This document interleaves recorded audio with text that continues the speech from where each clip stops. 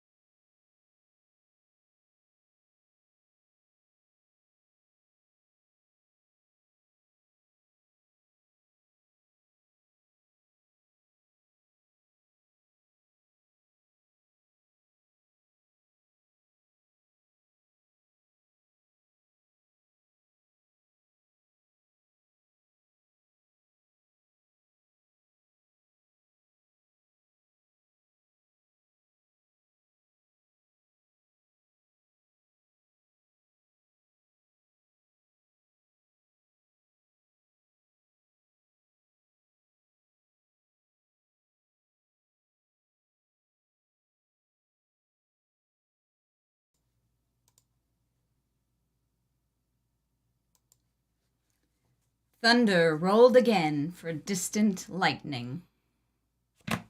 Oh, yeah, that's the end of a book that we finished.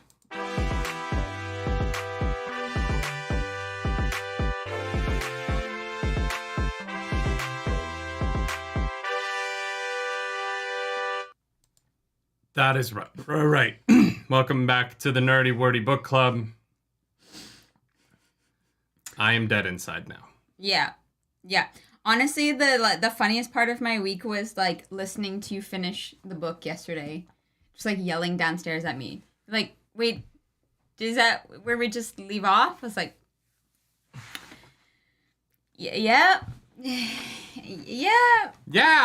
Love that. What's up, Internet? My name's Nerdy. And I'm Claros. And this is the Nerdy, the Wordy, the Book Club, a show that brought me so much joy for a year and then has been absolutely devastating to my mental health for the past 4 weeks. Nicholas Reed, thank you so much for the super chat. Thank you so much. Holy shit. I missed the last 2 live shows because I was at Disney World. What? Let's go for two live shows? Damn. That's awesome. I did, however, listen to the first one in Canada Pavilion. That's so funny. You can buy Coffee Crisp there. So it was like, I was right there with you. I love that.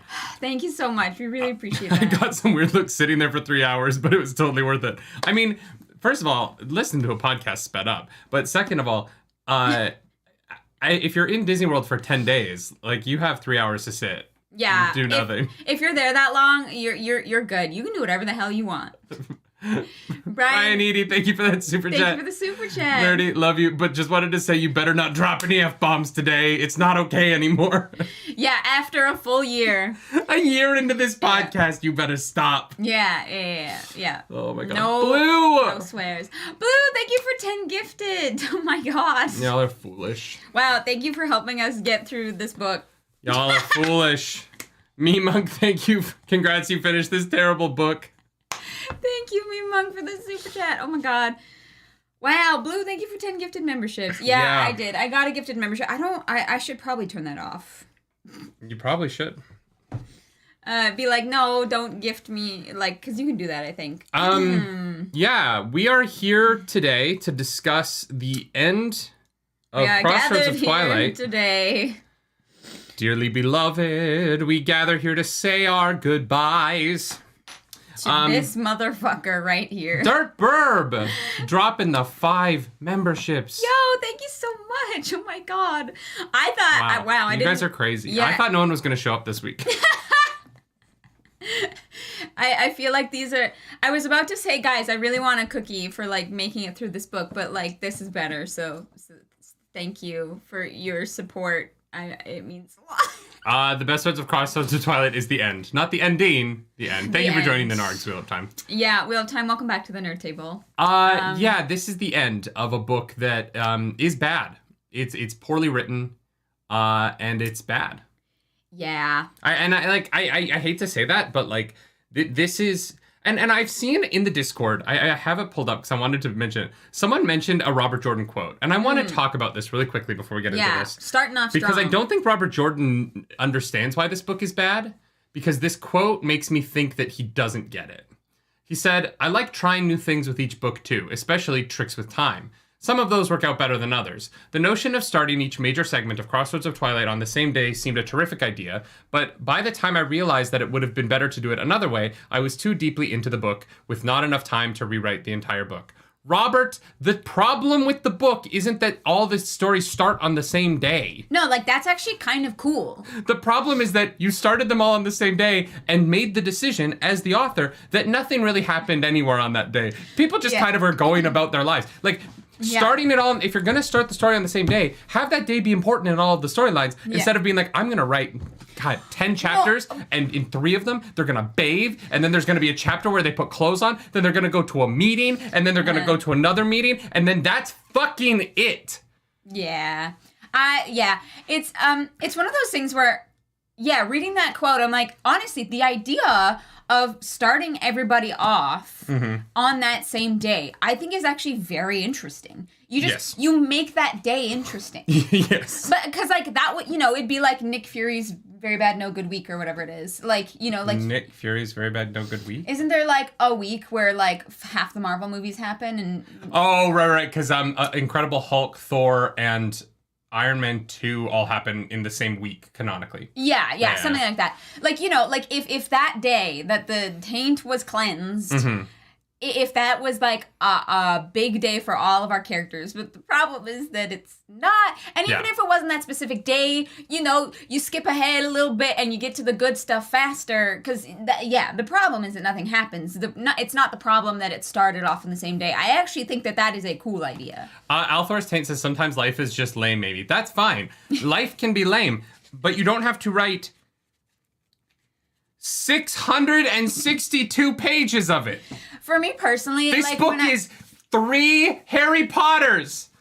This book is like 5 novellas, and it has less story than a fucking like outline of a story written on a fucking napkin. Well, okay, this is 662 pages of fucking nothing until the very end, when Egwene, one of our main characters, decides to be the dumbest fucking human being in the entirety of Randland and does something so ungodly stupid and so pointless that I almost threw my iPad, which is expensive and I can't afford to replace, out the goddamn window. This is bad. I understand that there's some people like... how do I phrase this? Okay, when I read a book, when I read a story, there is a reason that I only read fantasy. Because I do not give a shit about people going about their normal days. Because I go about my normal day. I don't need to read about other people going about their normal days. I like my content, my entertainment to be entertaining and exciting. And look, some people it doesn't have to be that way. Some people are like, no, I just like to read about them as like human beings, and like that's also like cool. But for me, I was like, I slightly like gave up. And I think that's where it gets bad. Emotionally broken yesterday by this book. Yeah. 56. Thank you for $10 for the new iPad fund. Appreciate the super chat. Thank you for that super chat. C. Sarmi says, how is it stupid or pointless?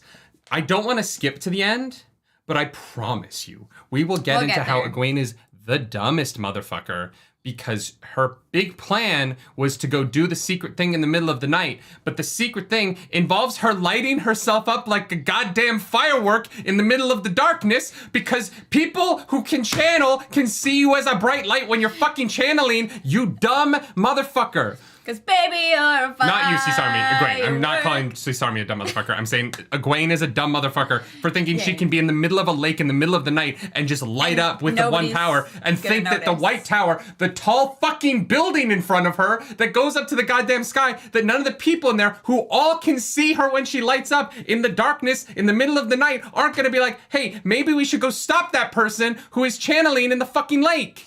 Maybe they'll have fucking Aes Sedai on the walls because we know they're sitting there waiting to siege us. Maybe we'll fucking put Aes Sedai on the walls to stop them from using the one power on our god. And then Egwene's like, oh, no one else in the boat. Just me by myself. It's a perfect plan. And then she immediately gets captured because she's so fucking stupid. Like, I just, it makes no sense. Yeah. Arizu, thank you for that super chat. Yes. There's gonna be a lot of that today. So be warned. Ian Flynn as well, thank you for that super chat. Yeah, it's called Slice of Life. It's like that anime episode where nothing happens. No, it's not. I'm sorry. That's not what Slice of Life is. Slice of Life is a genre. Slice of Life is a storytelling world, right? Yeah, like, that's what I'm saying. I don't find that interesting. But I don't think that's true though, right? Because I think that if you were to watch something that is written as a slice of life story, like sitcoms are very slice of life. Like boring. I would say How I Met Your Mother is a slice of life. Boring. Good show, but like it's good to have on in the background. I don't think that's fair. I think that there are slice of life things that are good to watch, right? Like we watched The Banshees of Inisherin. I know it wasn't your favorite thing, but no, I'm telling you, like I pick up books because they're magical and exciting. I would never make it through a slice of life book. That's ever. Fair. That's like fair. Ever in my life. The problem is when book 11 in a series that isn't a slice of life randomly becomes a slice of life and doesn't have a reason to do that. Yeah. Like Crossroads of Twilight never like justifies the decision that it makes in its storytelling. Yeah. Fabu Moose. Oh, wow. A rare mod super chat. Thank you, Fabu. Nerdy popping off with the no words. It's only like the first... Look, guys, the first 15 seconds of the video happens in the starting soon screen. So we're never going to get caught for that. That's true. Yeah.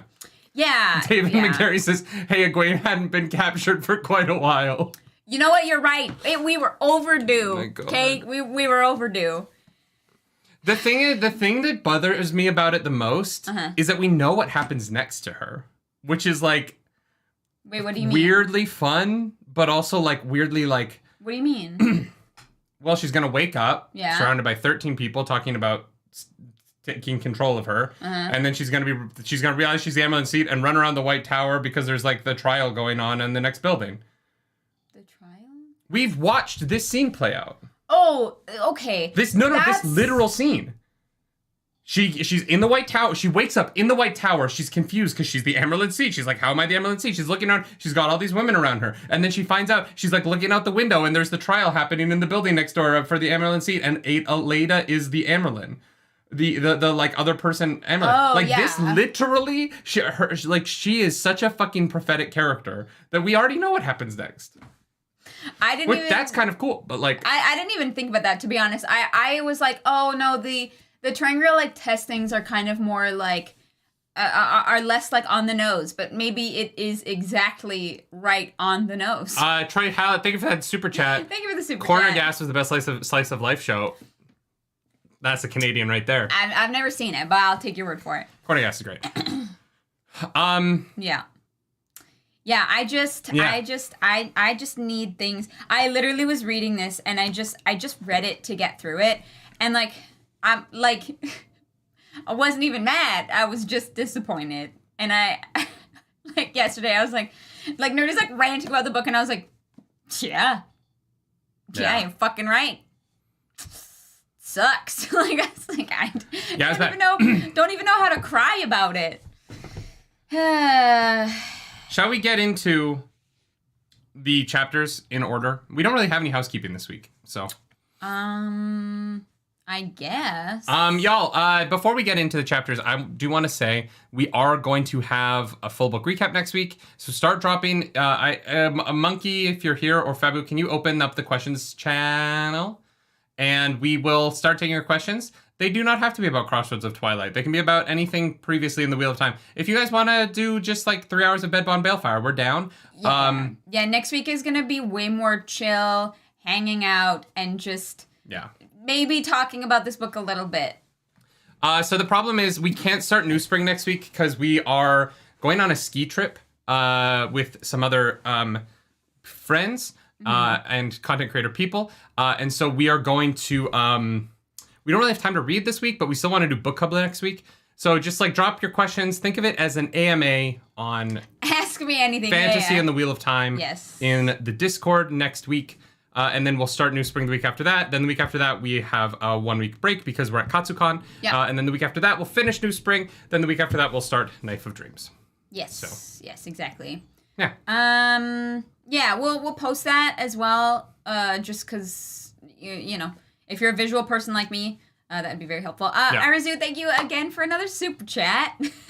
In my dreams, there's a version of Wheel of Time where the chapters of this book are properly divided between books 9 and 11 in a way that improves them both. Yes. Look, I can understand how you could take certain character development points in this book and easily insert them elsewhere without giving them their own entire book, because there are a few interesting things that happen, right? Yeah. You know, Perrin and Matt both have some like tough decisions to make. They're growing up. And it's hard. It's hard to be the person who has to make like tough choices. Yeah. Those like moments definitely very important to those characters. And you know, the Elaine stuff, I think some of the setup is necessary. If not all of those words. Look, I'm not saying that the setup isn't necessary. What I'm saying is, and this goes back to what I believe about Robert Jordan at this point and his writing. I think that Robert Jordan is perhaps one of the greatest world builders ever. Yes. I think that in the terms of execution of writing and storytelling, Robert Jordan is not very strong. Yeah, I think that the struggle of the Wheel of Time is that Robert Jordan is not the best writer, but he is an incredibly creative world builder. Yes, absolutely. And so I think that because the world is so cool, people forgive or straight up just skim over his actual writing, because in a lot of ways his writing is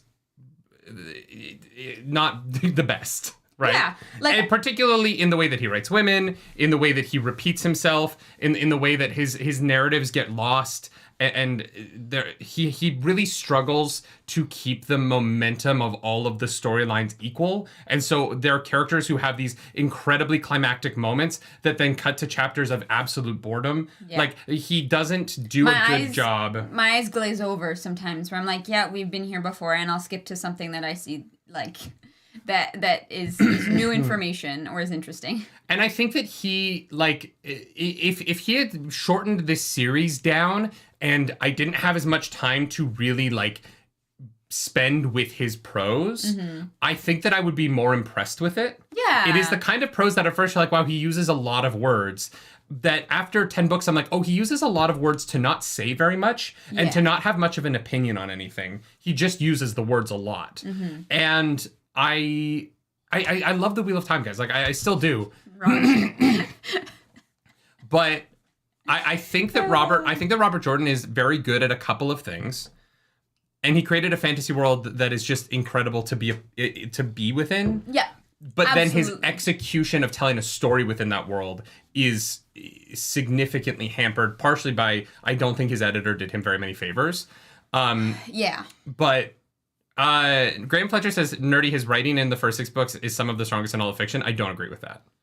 I don't agree that his writing is the strength. The world building is the strength, right? The idea, the nugget of the idea is the strength. The writing itself is oftentimes sexist, lazy. It is the tone from the chapter to chapter. It bounces around wildly. Like Fires of Heaven is a mess when you're in the Nynaeve Elaine stuff, and is great in the Rand stuff. Now, to push back on that, you have said in those books there are some of your favorite moments in all of fiction.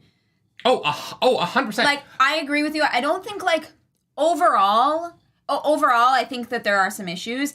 I also have not read a lot of different authors, so for me, I would put him, like, up with, like, I would put him at the top for those books. But that's because my sample size is probably a lot smaller than yours. But I am just saying that, like, you did say that there were moments in those books that are the greatest in fiction of all time. Oh, yeah, no. In fantasy. Not fiction. Yeah, isn't that what they said? Fiction. Like, I think that... Wait, sorry, I lost the comment. Robert Jordan is a very talented author. Yeah. Whose strength as an author is world building and in, like, making you want to be in his world, right? Yeah. The execution of the storytelling within that world is not always great. Yeah. He leaves things dangling for way too long. There are large sections of this story that I don't understand the purpose of. They don't have thematic weight. They don't affect the characters anyway. There are other authors who are really bad at world building, but are so good at, like, writing a paragraph where a character goes through a journey in 5 sentences that, like, is real. Like, when you pull quotes out of the Wheel of Time, they're all kind of, like, vague. Like, the best quotes of the Wheel of Time are like, evil is bad, right? Because that's not what Robert Jordan's strong suit is. Yeah. The problem with what Robert Jordan's failings are as an author, and that's not saying that he's a bad author. I'm saying, like, it's like... we all have our strengths and our weaknesses, right? There are some basketball players who aren't great shooters, but they are the greatest assist men of all time. Right. And that doesn't mean they're bad NBA players because they didn't score a lot of points if they won 3 championships because they're the greatest assist player of all time. Right. Like, people have different strengths. Robert Jordan's particular strength is not outlining his stories so that climaxes happen in a fun and, like, built up way. Yeah. Things kind of happen randomly in his books. It doesn't feel like a climax in a Rand storyline coincides with a climax in a Nynaeve storyline so that both of those storylines can resolve in the same way at the end of the book. Yeah. He just kind of throws a climax right at the end of the book and then just ends the book. Yeah. And you're like, okay, I guess that's where this randomly stops. And, like, so when I say, like, his storytelling, that it's just not his strong suit, right? Yeah. And I think that arguing that it is a tough argument to make because he got so lost in the middle of this series without even pointing towards what the end of it is. Like, I have no idea what the last battle is. The last battle could happen 30 years from now, or it could happen tomorrow, because it is 11 books in, still so unclear what the point of anything is. Yeah, and that's what we've been saying, I think, for a couple books now, right? When you're at the beginning, in, like, book, like, 3, book, like, 4, when you know you're in, like, a 14-book series, it's like, okay, we don't have a clear vision of what the end is. Even if it's not clear, we don't really have an idea of what the end is supposed to be. And when we finish book 10, I feel like there's a couple books left. We should at least have... That picture of what the end should at least be a little bit sharper. A little bit. Not clear, not crystal clear, not like I understand what's going to happen, but just, like, enough to feel like we're being taken along the journey. Whereas right now it feels like we know that there's an end point, but we're kind of, like, fucking around in all these kind of directions. Whereas, like, that's the end over there, and I know it is because I've been told it is, but I'm being distracted. And I would love some more clarity on what the heck Tarmangaden means. Yes. Right? Or like, where are the villains of this series? What do you mean? Like, they've been gone for books. Which ones? When was the last time Moradin did something? I guess the end of last book that we know of. What? No, he did not show up for that. No, he sent everybody. Sure, the Forsaken showed up and lost. Yeah. No, but, like, seriously, like that's the last thing, that the big bad Forsaken. And, like, this is the problem. And look, as much as I say, like, he wrote, I think Lord of Chaos, Shadow Rising is, like, one of my favorite fantasy novels. Yes, absolutely. This series, since the beginning, I've been going, like, I don't think Robert Jordan understands how powerful anybody is in his world. Well, because yes. Remember when the Murdral were so scary? And now, like, when was the last time a Murdral successfully killed somebody? Right? Draghkar, these scary things, and have never been successful. We've never seen them actually. I think they killed random Aiel person. Yeah. Like, a Draghkar has killed one random Aiel person. Trollocs Trollocs are a fucking joke at this point. They almost killed I Moraine. could walk into Randland and kill 55 Trollocs without even trying at this point. The power creep is definitely a problem. But the power creep is that our heroes have power creeped above the Forsaken. Like, we have literally power creeped beyond the big bad. And so Moradin, I guess, has to be the big bad now, but he is never around. We know nothing about him. And so I don't, who the fuck knows what Moradin wants? We're in book 11, and I don't have a villain that I actually give a shit about. Yeah. Yeah, it's one of those things where I think that Robert Jordan's writing is for some people. It's like, I never finished reading the Game of Thrones books because George R.R. Martin, I find incredibly frustrating to read because the bouncing around is too much for me. When I jump into a book, I want to like hyper focus on it. And for me, I consider that like, I don't like it. I don't think that it's maybe the best choice, but there are a lot of people who love George R. R. Martin. He's like their favorite writer. They love the different perspectives and whatever. And so I think that like there's things that we like personally that I don't love about Robert Jordan, such as the repetition, unnecessary descriptions, this turning into like a slice of life, even like a little bit. Like there are those things that I don't like, and then there are some things that like I feel like a lot of people agree are weaker. Like I'm saying he's maybe the greatest world builder. Like I'm not saying that he's a bad author. I'm saying that his strength in world building, it doesn't carry over. Right? He is so strong in world building. Yeah. But that is not enough to sustain the length of this series. Yeah. And that is the problem. I'm saying that if you took all of Robert Jordan's like incredible, powerful writing of world building, which I think he does a really good job of, and this is my point. I'm not saying he's a bad author, guys. I'm saying that he is an S tier world building author. He is like a C tier storyteller, and the problem is that when you go this long, world building gets less interesting over the course of novels, and storytelling gets more interesting. When you are creating a fantasy series, the longer it goes, the more important individual characters and storytelling become, and less interesting world building becomes. Because we have because you know what the world. Yeah. And the problem is fair. Robert Jordan writing about like touching the stoles and all of the Aes Sedai stuff. Oh my god, I literally was like, I am going to go through these books and count how many times a fucking Aes Sedai fiddles with their fucking shawls. It is so interesting in book 2 because we're learning about the world. Yes. In book 11, it comes across as fucking brain dead to keep telling us because we fucking know. Yeah. Right? And this is what I'm saying. Robert Jordan's strength in world building is still in this book. The problem is I know the world. Yeah. And so he's just explaining things to me that I already know and not doing the other thing of storytelling.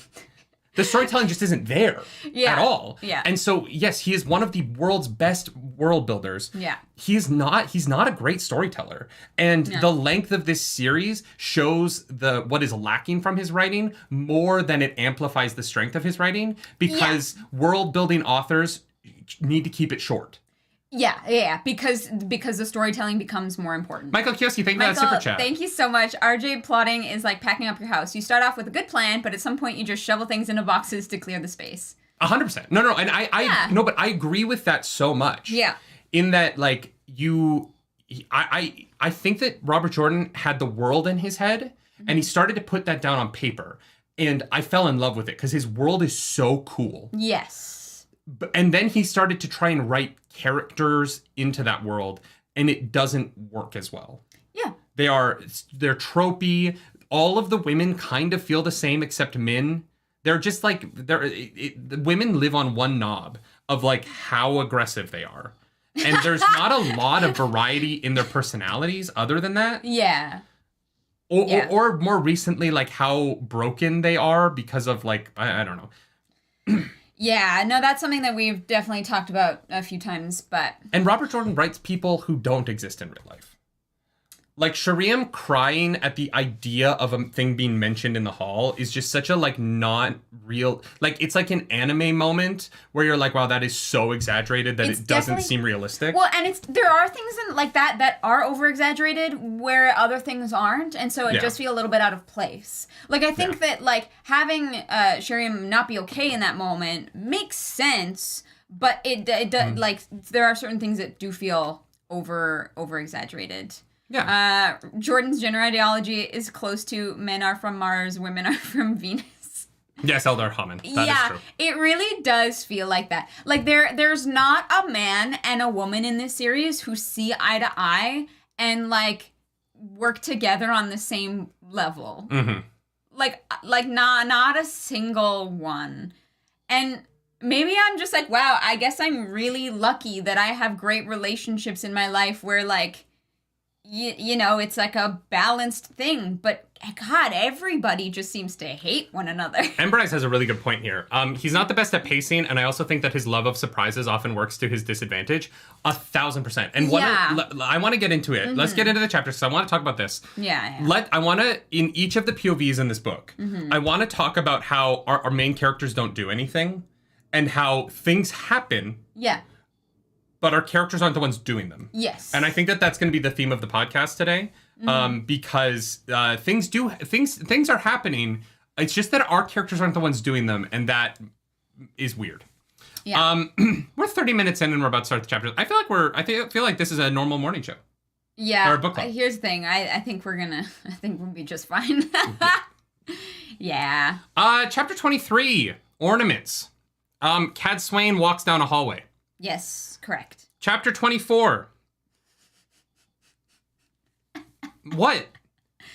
The chapter 23 is literally Cadsuane, Rand wants to talk to you. Cool, be there in a second. No, and it's then, like, tell him I'll be there when I get there. Okay, I'm gonna go now. And then 20 pages of Cadsuane walking down a fucking hallway. Yeah.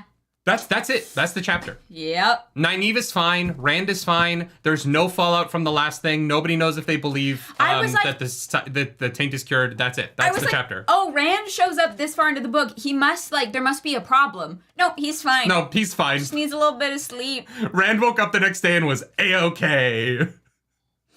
Yeah. Also, Rand sends Min to be, Min is not your fucking, letter carrier, Rand. I'm not an owl, Ron. Jesus Christ. So Cadsuane goes down a hallway. Yeah. Oh, if you want to know what they're wearing, Malindio, you read the fucking book. I'm not fucking getting into that shit again. Sorry, I did not take notes on everyone's outfit. Maybe that's what I'll do. My notes will just become what is everybody wearing in each scene, because Robert Jordan's gonna tell us. Oh, actually, no. Cadsuane does get to the conversation with Rand. Nothing really happens. Elsa is just really weirdly overprotective, even though she's a dark friend. Well, yeah, because Varen has compulsed her, because Varen is a bad person. I don't know. Whatever. And I love that Cadsuane is yeah, I'm just gonna let Varen ramble on. I know it's all a fucking ruse. She's actually really smart. I'll deal with that later. So then chapter 24. That's literally it. I literally have nothing else to say. Emberize, there is not enough silk in the world for me to cosplay every character, okay? Nynaeve also is really horny when Land is sparring. Yes. That is also part of this. Yes, Nynaeve, very horny all the time. Yeah. But Cadsuane doesn't see her as a real Aes Sedai because Cadsuane sucks. Chapter 24, A Strengthening Storm. Rand and Min are lying in bed. They're doing shit. Don't want to talk about it. And then Loial shows up. Yeah, that's cool. Yeah. Yeah, Loial finally arrives. There now. He's there.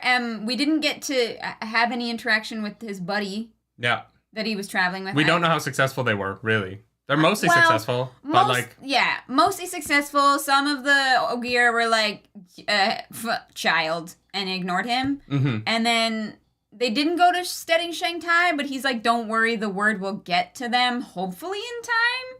I was oh, okay, I know you don't want to go home, but also, your mom isn't at steading Shanghai, so I feel probably would have been good to go there anyways, but... There's an Entmoot happening among the Ogier, so that's fun. Silk Fund, also Team Cadsuane. James Ross, I really hope Cadsuane is in the next book, but she might not be. Yeah, truly. Who knows who's in the next book? Thank you for that super chat. Is there anything else that we need to talk about there? Not really. Mike, thank you for that super chat. Nothing fucking happens. Do you want to read Mike's super chat? Mike! What? Cadsuane still sucks in this economy. Thank you. You know what else sucks? That joke. No, I love that that's become the podcast joke. Samitsu... Wait, did Did I skip over the Logain? Oh, no. Sorry, the end of chapter 23 is that people are coming. And Rand's like, what? We'll get to it. Well, yeah. So the Cadsuane is sitting with Samitsu, and she's like, go back to Kyrian and spy on Seychelle. Cool. But yeah, good basically. To know. Rand, we're back with Rand, guys. Also, Rand is talking with what? Lews Therin's still there. Yeah, Lews Therin's still in his head. Rand still can't connect with the source without getting sick, which feels like it's important. Yeah, that's definitely a problem, right? Yeah. I don't know. He won't seize the source with anyone else in the room because he's about to fall over and die. You know what? When Robert Jordan decides that it matters for us to know what the fuck's going on, he'll tell us and we'll talk about it then. But until then, cool, I guess. I don't to me it sounds like Lews Therin is not a product of the taint and the madness. Okay. Which to me, I'm like, so are they actually separate people? Or is it a weird Yes. Yes, they are separate people. In that Logain or Lews Therin is his the past self or whatever. Well, yes. But unfortunately Lews Therin is getting stronger and that is definitely not a good thing. But again, I don't know what it means. I had some cool theories about it, and I was like, oh yeah, the cleansing of the taint is going to answer some of those questions. It didn't do that. Yeah, Baka Karn says you skipped the bonded Aes Sedai being questioned about Saidin being cleansed in 23. Yeah, because the answer they come up with is maybe. Can't tell. Yeah. No, but actually, this whole section is don't trust it. I don't know. Yeah. Cadsuane is it cleansed? Maybe. It feels cleaner, maybe? I don't know. Can't and you're trust it. Cool. Cool. Yeah. I'm glad I waited 530 pages to find out that it's a big old shrug. We got some sweaty and sword that fighting. Nothing has changed for Rand. Hey, we got some sweaty sword fighting. I know, but have Rand talk to Logain about how Saidin is cleansed.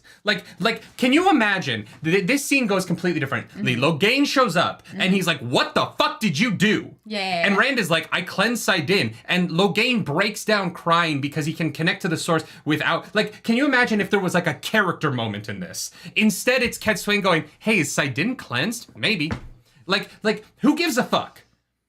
Give me Logain and Rand having a conversation about it.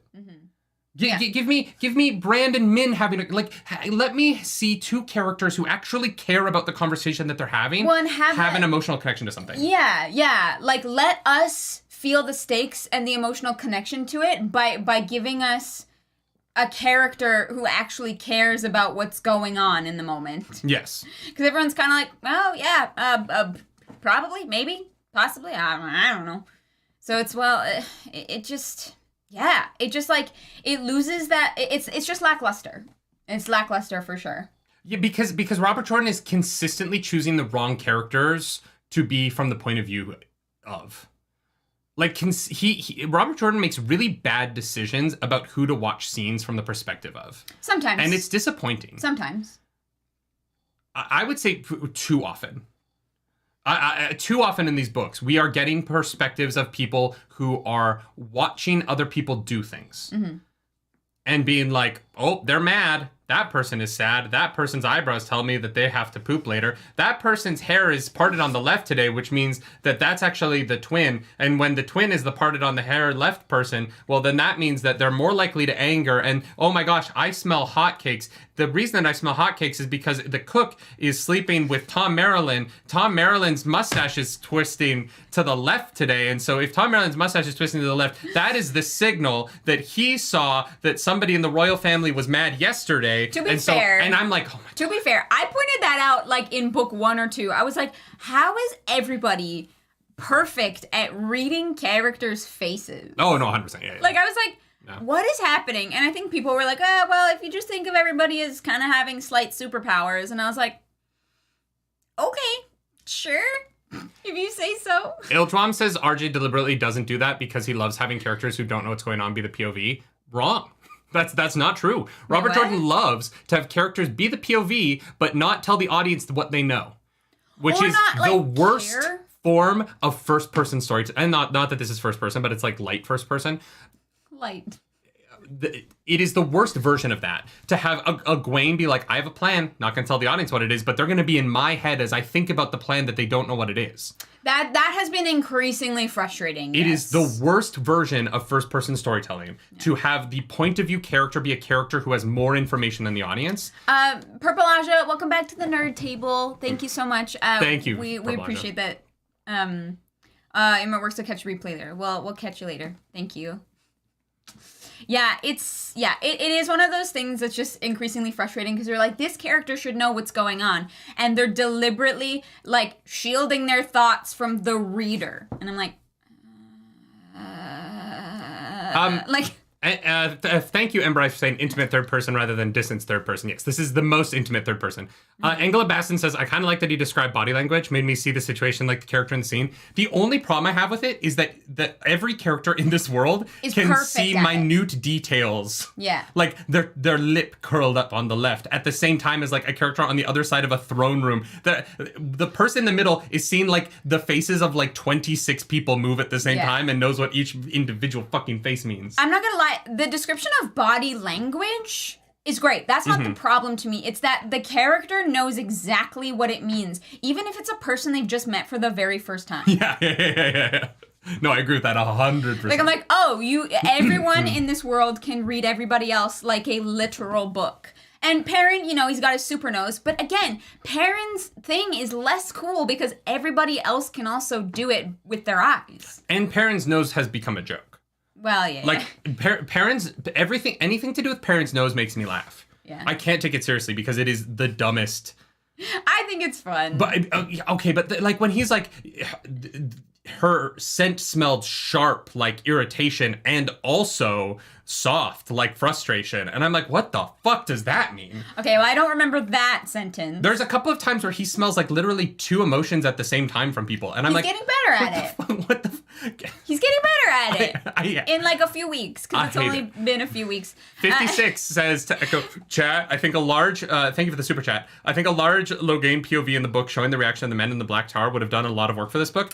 Yes. That should have been the only thing in this. Yes. That would have been so interesting. Cool. 56, thank you for that super chat. Yeah, can you imagine? I would have loved that. You have almost all of the men who can channel in one place, and the most significant event in any of their lives happened, and we don't get to start the book there. I know. It's the most interesting thing possible. Like, and they were like, you know what? We're going to talk about how Perrin is fucking shifting weevils out of the grain for fucking 3 chapters. Like, yes, of course the Black Tower thing would have been important. That was half a chapter. Cut to the fucking Forsaken. At some point, literally, they were like, oh no, Rand is gonna go cure the taint. What are the male Forsaken gonna do? Because the Dark One's not gonna trust them anymore. And then in the following book, you don't cut to the Forsaken freaking out about, like, how do you not do that? You literally set it up. Robert Jordan, put it in the last book before the event, being like, this is the problem. This is what the consequence of this action is going to be. And then he cut to Perrin fucking shifting weevils in a city of the dead, where that doesn't matter. The dead people walking never fucking comes back. It's just a really cool detail. Okay, it doesn't come back yet. It probably will, most likely. I'm sure there's a reason for it, right? Do you trust Robert Jordan at this point as an author? Look, I think it'll get talked about and resolved in book 14 for the last battle. It's gonna be a thing for Tarmangaden. Brandon Sanderson had such a weird job to show up and try and like turn this into something, because this is a mess right now. Yeah. Sonic Sean says, why are we so sure the next book won't jump a month back and cover those POVs until we catch up to where this book ended? Because if that happens, would be really frustrating. This show will end. And I will never read the end of the Wheel of Time. I will do book club by myself. I will protest JordanCon like a Westboro Baptist person to protest every other Comic-Con, and I will have a big sign outside that just says Jordan hates his readers, and I will just stand there yelling at everyone who goes into JordanCon, being like, don't you see what he did? Don't you see what he took from us? Look at how they massacred my boy. My boy! Look what they did to my boy! Oh gosh. Yeah. I need the story to move forward. Please. Oh my God. Please. That would be very nice. Anyways, yeah, Logain. Rand has an interview with Logain and Bashir. Loyal is there. Yep. Rand is pissed about the Asha'man bonding the Aes Sedai because at least someone has a good perspective on that in this world. Yeah, Rand is weirdly like the only moral person, kind of. In the series. And so he demands that the Black Tower stop pissing off the Aes Sedai, which is hilarious because Logain can't go back to the Black Tower. So I was like, I don't know why you're telling Logain this. Yeah, it does seem like Logain ran away, so I am definitely confused about that. This is a question. How the fuck did Logain and Bashir run into each other? Not brought up. Travel? How did these two... How? Well, Bashir was near the Black Tower, right? Ish? Yeah, like, because he got kicked out of Caemlyn, so he was hanging out kind of in the same country, at least. And so what, Logain was like, I need to go to Rand, so the way that I'm going to do that is I'm going to go pick up Bashir on the way there, a man I've never met, and who they previously... met, because he was from Saldea, remember? Logain was captured. No, he wasn't. Mazrim Taim was from Saldea. Mazrim Taim was from... No. Yes. Bashir caught Mazrim Taim. Well, it was part of that. No, I'm pretty sure Logain, it's Logain. No, Logain took over Gildan. No, okay. Yes. So Bashir and Mazrim Taim had a previous relationship. Logain was Gildan, Taim was Saldea. Oh, okay, never mind. I was like, no, I think Logain and Bashir probably know each other. No, you're right. They don't. So why? No idea. Yeah, no idea. Yeah. Oh, this is the person who showed up in the prologue. What? It still doesn't answer why Logain went to Bashir. Why didn't Logain just go to Kyrian? Right. Logain is remember in the prologue, remember 700 pages ago, when at the end of that, can you imagine how much cooler this whole book would have been if we had known that Logain and Bashir had teamed up? In the prologue? Why hide that? Who cares? What a dumb fucking thing to hide now. Yeah, I guess it didn't really, matter. Because it's not, a surprise. Because, the surprise, it's like, oh my god, it was, who cares? Yeah, it doesn't really seem that important, but... and this is the dangling thread problem of his writing. Yeah, we don't know who is trying to attempt to kill all of, Rand's people. That never came back. Well, no, Rand found out about it in this chapter. Oh yeah, someone tried to stab my wife. Right. My wife. It's a side quest for later. Yeah, it's a side quest. But why write and then somebody showed up? Bum bum bum. You're gonna find out in 600 pages it was Logain, and we're not gonna explain any of the why of that, so it doesn't really matter. Logain and Bashir just ride up. I don't even remember that. The only thing I remember in the prologue was was Logain's not his POV, but when he's there with the Aes Sedai. Yeah, but then at the end of Davram Bashir's POV, Davram Bashir's people are like, somebody's coming. Something's coming, yeah. I don't know what it is. Oh my god, it was Logain all along. I guess it was. Bum, bum, ba-na-na, da-da-da. So Rand, Logain, and Bashir are talking. Oh, you know where to find the man who came to me yesterday. Oh, okay. That's cool. Could have just... Yeah. You could have just said Logain, and it would not have made a difference to anything. It's not important enough to the story to hide it. But it would have been fun. Here's the thing. It would have been fun to hypothesize why Logain went to Bashir. Oh, that's interesting. 100%. What's going on with Mazrim Taim? Did Mazrim Taim kick him out? Did something happen? Did he leave of his own accord? Because it was a nothing burger, it doesn't mean anything. There's no value in it, right? As opposed to if you've been Logain is here, you're like, wait, why is Logain there? And then, Logain and Bashir ran to Rand because there's a problem. Except there isn't really a problem. Yeah. They kind of go to Rand with nothing.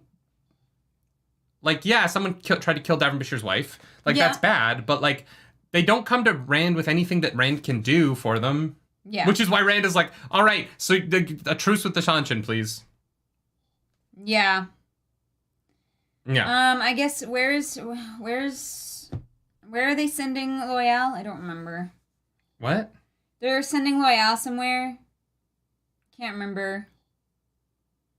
Rand is like, hey, it's been a few years. Mm-hmm. Worried about the longing. You sure you're good? Maybe go back to the steading. And Loyal is like, fuck no. So that's a thing that happens. I hate this book so much. I know. I'm sorry. Why do you think Rand, why do you think Rand thinks that a truce with the Seanchan is possible? I don't know. I'm assuming Rand thinks that if there's prophecies of the dragon here, then the Seanchan must also have their prophecies about him. Okay. And he's like, I'm the prophecy dude, so we're going to work together, and then I'm going to kick your ass. Can I bring up a counterpoint to that? Okay.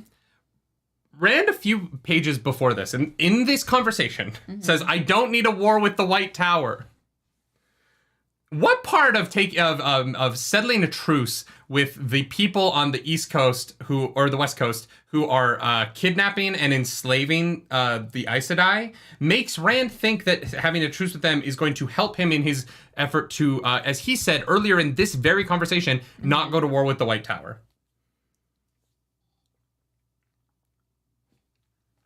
You know?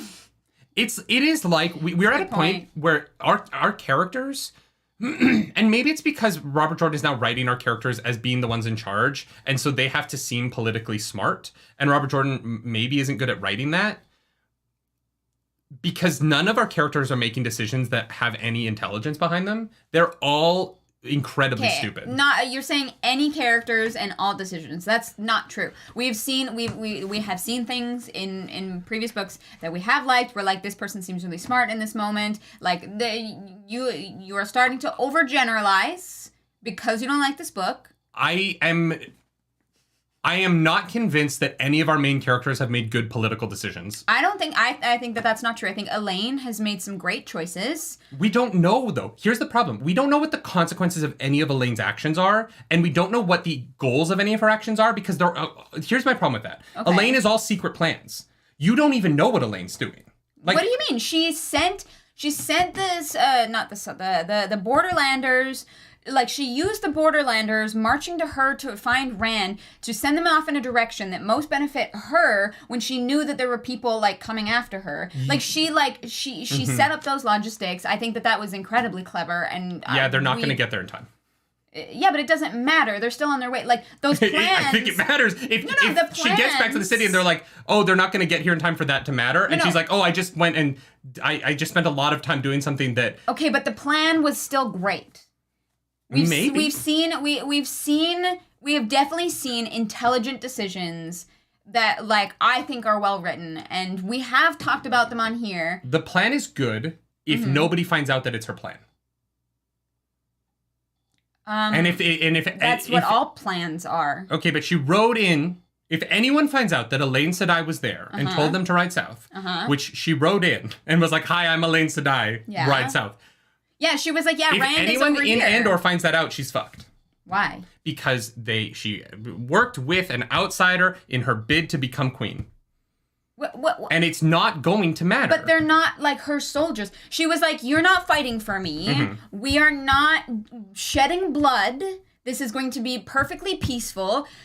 I am allowing you to walk through send a message to make it seem like she had possibly potential allies in an army to help, like, deter people from fighting her openly. And maybe that will be relevant to the story that is told. Maybe. But we're not there. But you're saying that, like, no character has ever made a smart I'm not saying no decision. character has ever made. I'm saying in this book, characters have stopped making, and now that all of our characters are the leaders... I'm not saying in the past books, right? Okay. I'm saying in Crossroads of Twilight, no character is making smart decisions. All of their decisions are not thought out at all. Egwene's idea with the kin retiring doesn't make any sense. Egwene's stuff definitely has some holes in it. I will agree with you there. But I think that Elaine has been incredibly smart and tactical this whole time. I think that if I knew what game Elaine was playing, I might agree with you. But because the, like, victory condition of Elaine's storyline is so vague and has, like... Yeah, but that does not boil down to the character making I can't tell if decisions. she's making good decisions. I can't tell if she is.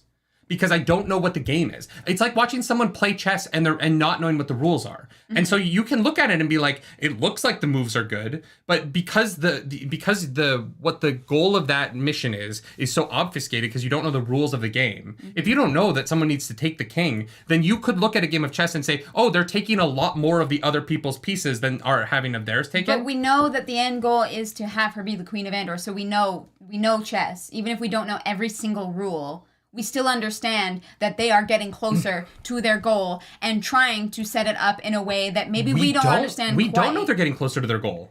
I mean, she's in the castle. I know, and that doesn't matter.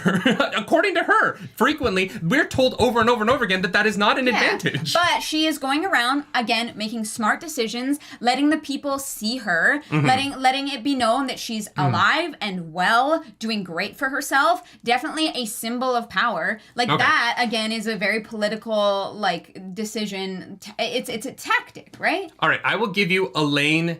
I will give you Elaine. Okay. And I won't give you anyone else. Okay. I mean, Rand is not in this book mostly. So... Rand's decision here to form a truce with the Seanchan does not make sense to me. James Ross, thank you for that super James chat. Ross, thank you. You know what? It's Nerdy Clarks, we've made it to the other side. You can start thinking happy thoughts. Well, currently we're just arguing. But I'm so sorry you had to read this book at the pace you did. Have an amazing week on the slopes. Thank you. Thank you. We appreciate that. That's why next week we're gonna probably not talk about this book that much, and we're just gonna do like an Ask Me Anything session.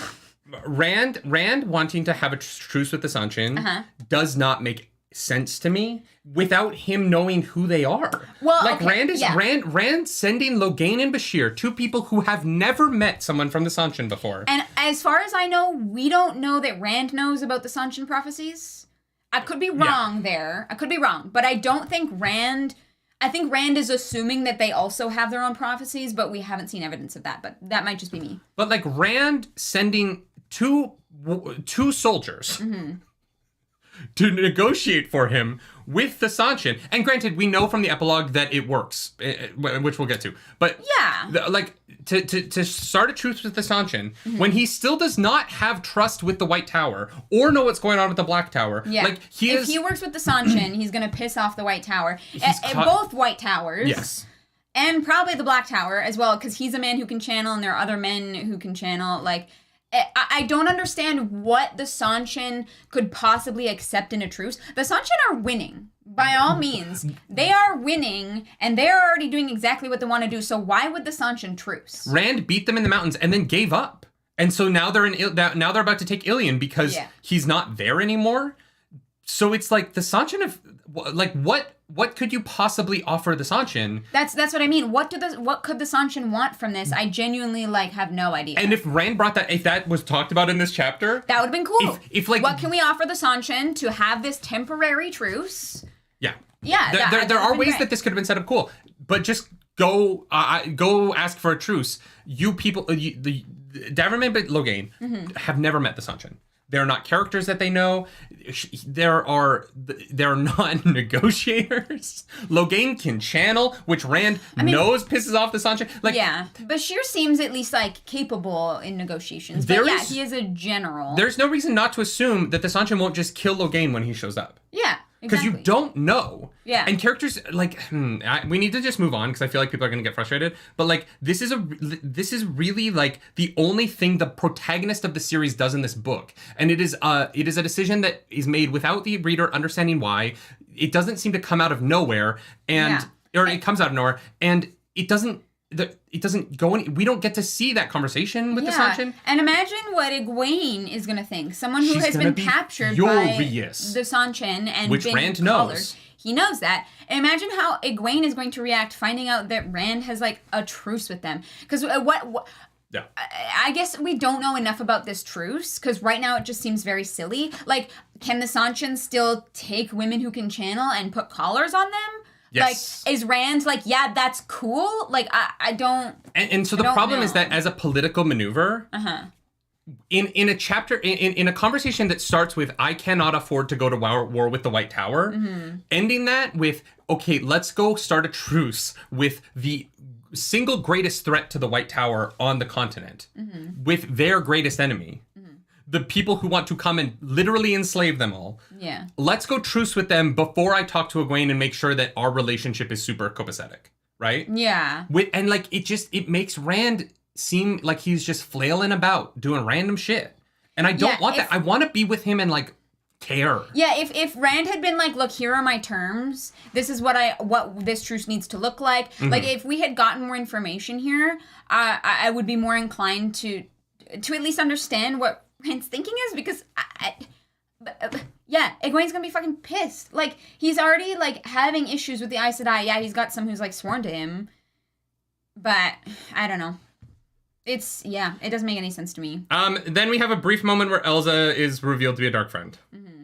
And Varen has done something to her brain. We'll move on, because it doesn't matter right now, but we'll move on. Yeah. Chapter 25. When to wear jewels. This chapter has the Seanchan helmet as its logo, which is weird because the Seanchan aren't in this chapter, or the next chapter, or the chapter after that.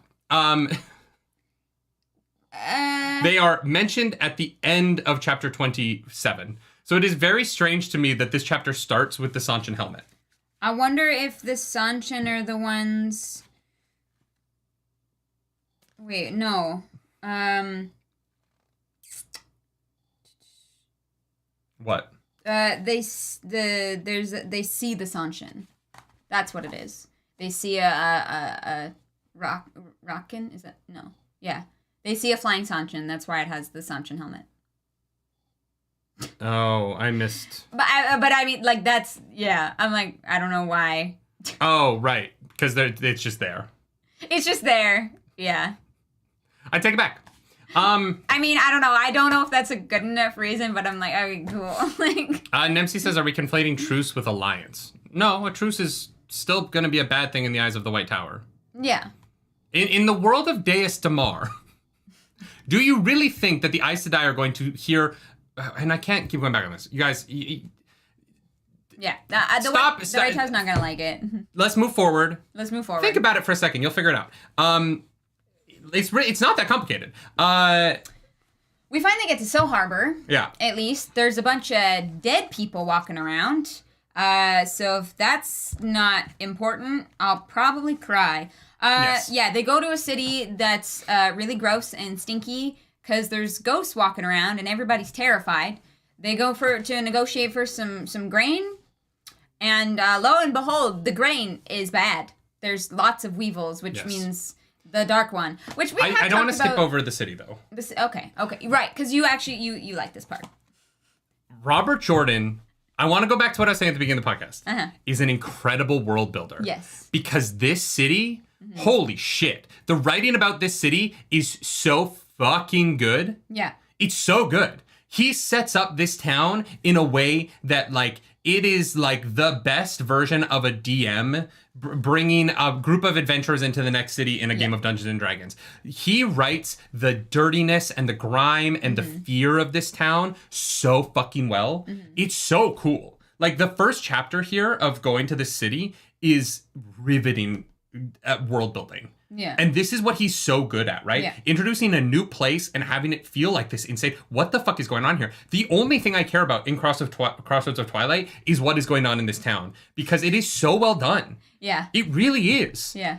And, like, I was really struck by it. Yeah. And I was like, oh my God, like this... I honestly was like, oh, Crossroads of Twilight's getting good at the end, like Winter Heart did.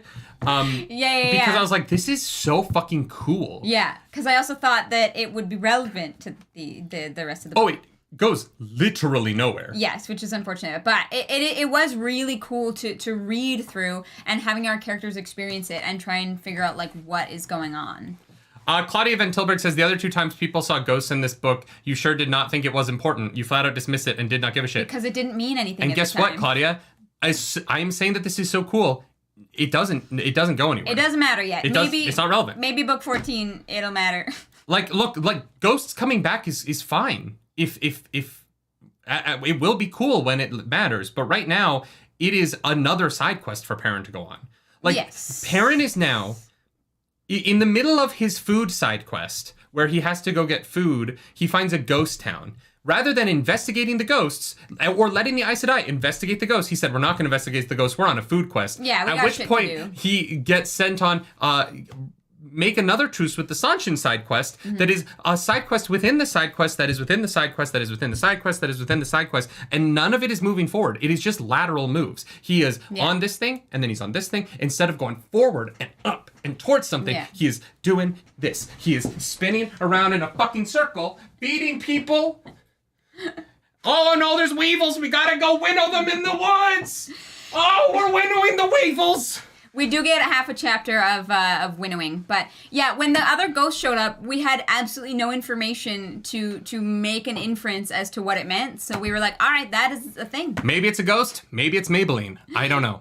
Turvok, thank you for that super chat. Thank you, Turvok. This is another example of the bubbles of evil from the Great Hunt, or no, it's not a bubble of evil because they're not evil. They're just ghosts. Well, I mean, yeah, the bubble of evil, like that, it would almost be like lasting too long. It feels like, but I genuinely have no idea. Yeah, it could be a bubble of evil. Here's the thing: the bubbles of evil are whatever Robert Jordan felt like throwing in there at the time. They don't really like have a rhyme or reason. Yes, and they haven't been around for multiple books. So well, when was the last miasma? There was like a minor one. I'm trying to remember. To be honest, the fog? The fog wasn't a miasma. That was the work of Padden Fane. Do we know that? I thought Padden Fane just happened to be in the fog. I don't know that is so if those are two separate things that happen at the same time, that is so fucking convenient. Well, I think Padden Fane was just there, right? Because he was with that dude. He was in that camp. And then for Rand a while. showed up and the smoke. Okay. I don't know. I don't actually know what the fog was. Michael Kioski says Perrin just wants to win now. Michael, thank you for that. He wants his fucking life back. Anyways, the town description, very, very cool. So cool. The ghosts are gonna maybe be important. And so Berlane negotiates food, right? And they go check the food because Perrin is like, I've got a bad feeling about this. And of course, most of the food is riddled with weevils because the dark one, I don't think it's a bubble of evil because it seems to be happening everywhere. Like, even Egwene talks about their food stores being, like, infested, right? Mm-hmm. So the weevils, I think, are more of a general overall dark one thing, like the weather was. Yes. That's my guess. But they spend half a chapter winnowing the food. Freddie Thomas. Freddie! Thank you for that super chat! Quest completed. Congratulations, adventurer. You have finished the achievement. The worst is over, the best is yet to come. Achievement completion, 100 points. Let's go! Can we get that on a t-shirt? Oh my god. Someone suggested we survived Crossroads of Twilight as a t-shirt as well. Crossroads of Twilight truly is the Zelda 2 of the Wheel of Time. Never played it, and I will not. There are so many good Zelda games. Zelda 2 is not one of them. And there are so many good Wheel of Time books. Crossroads of Twilight is not one of them. I agree, Febu. That was not a super chat. That was a giga chat. Or a super duper chat. Giga chat. I like that. Giga Chad. A giga chat, giga chat. Giggity, giggity. Freddie, thank you so much. Wow. Oh, wow. Moradin is 1 million weevils in a trench coat. Emberize, you have to tweet that. That is a good tweet. Yeah. That is a good tweet. Yeah. Mm-hmm. Yep. So Perrin goes back to the fucking camp. They buy all the grain, they winnow it, it'll be food later. They take some of it with them, and Perrin's like, I can't be here because I have to go back. So, what's his face? The spy.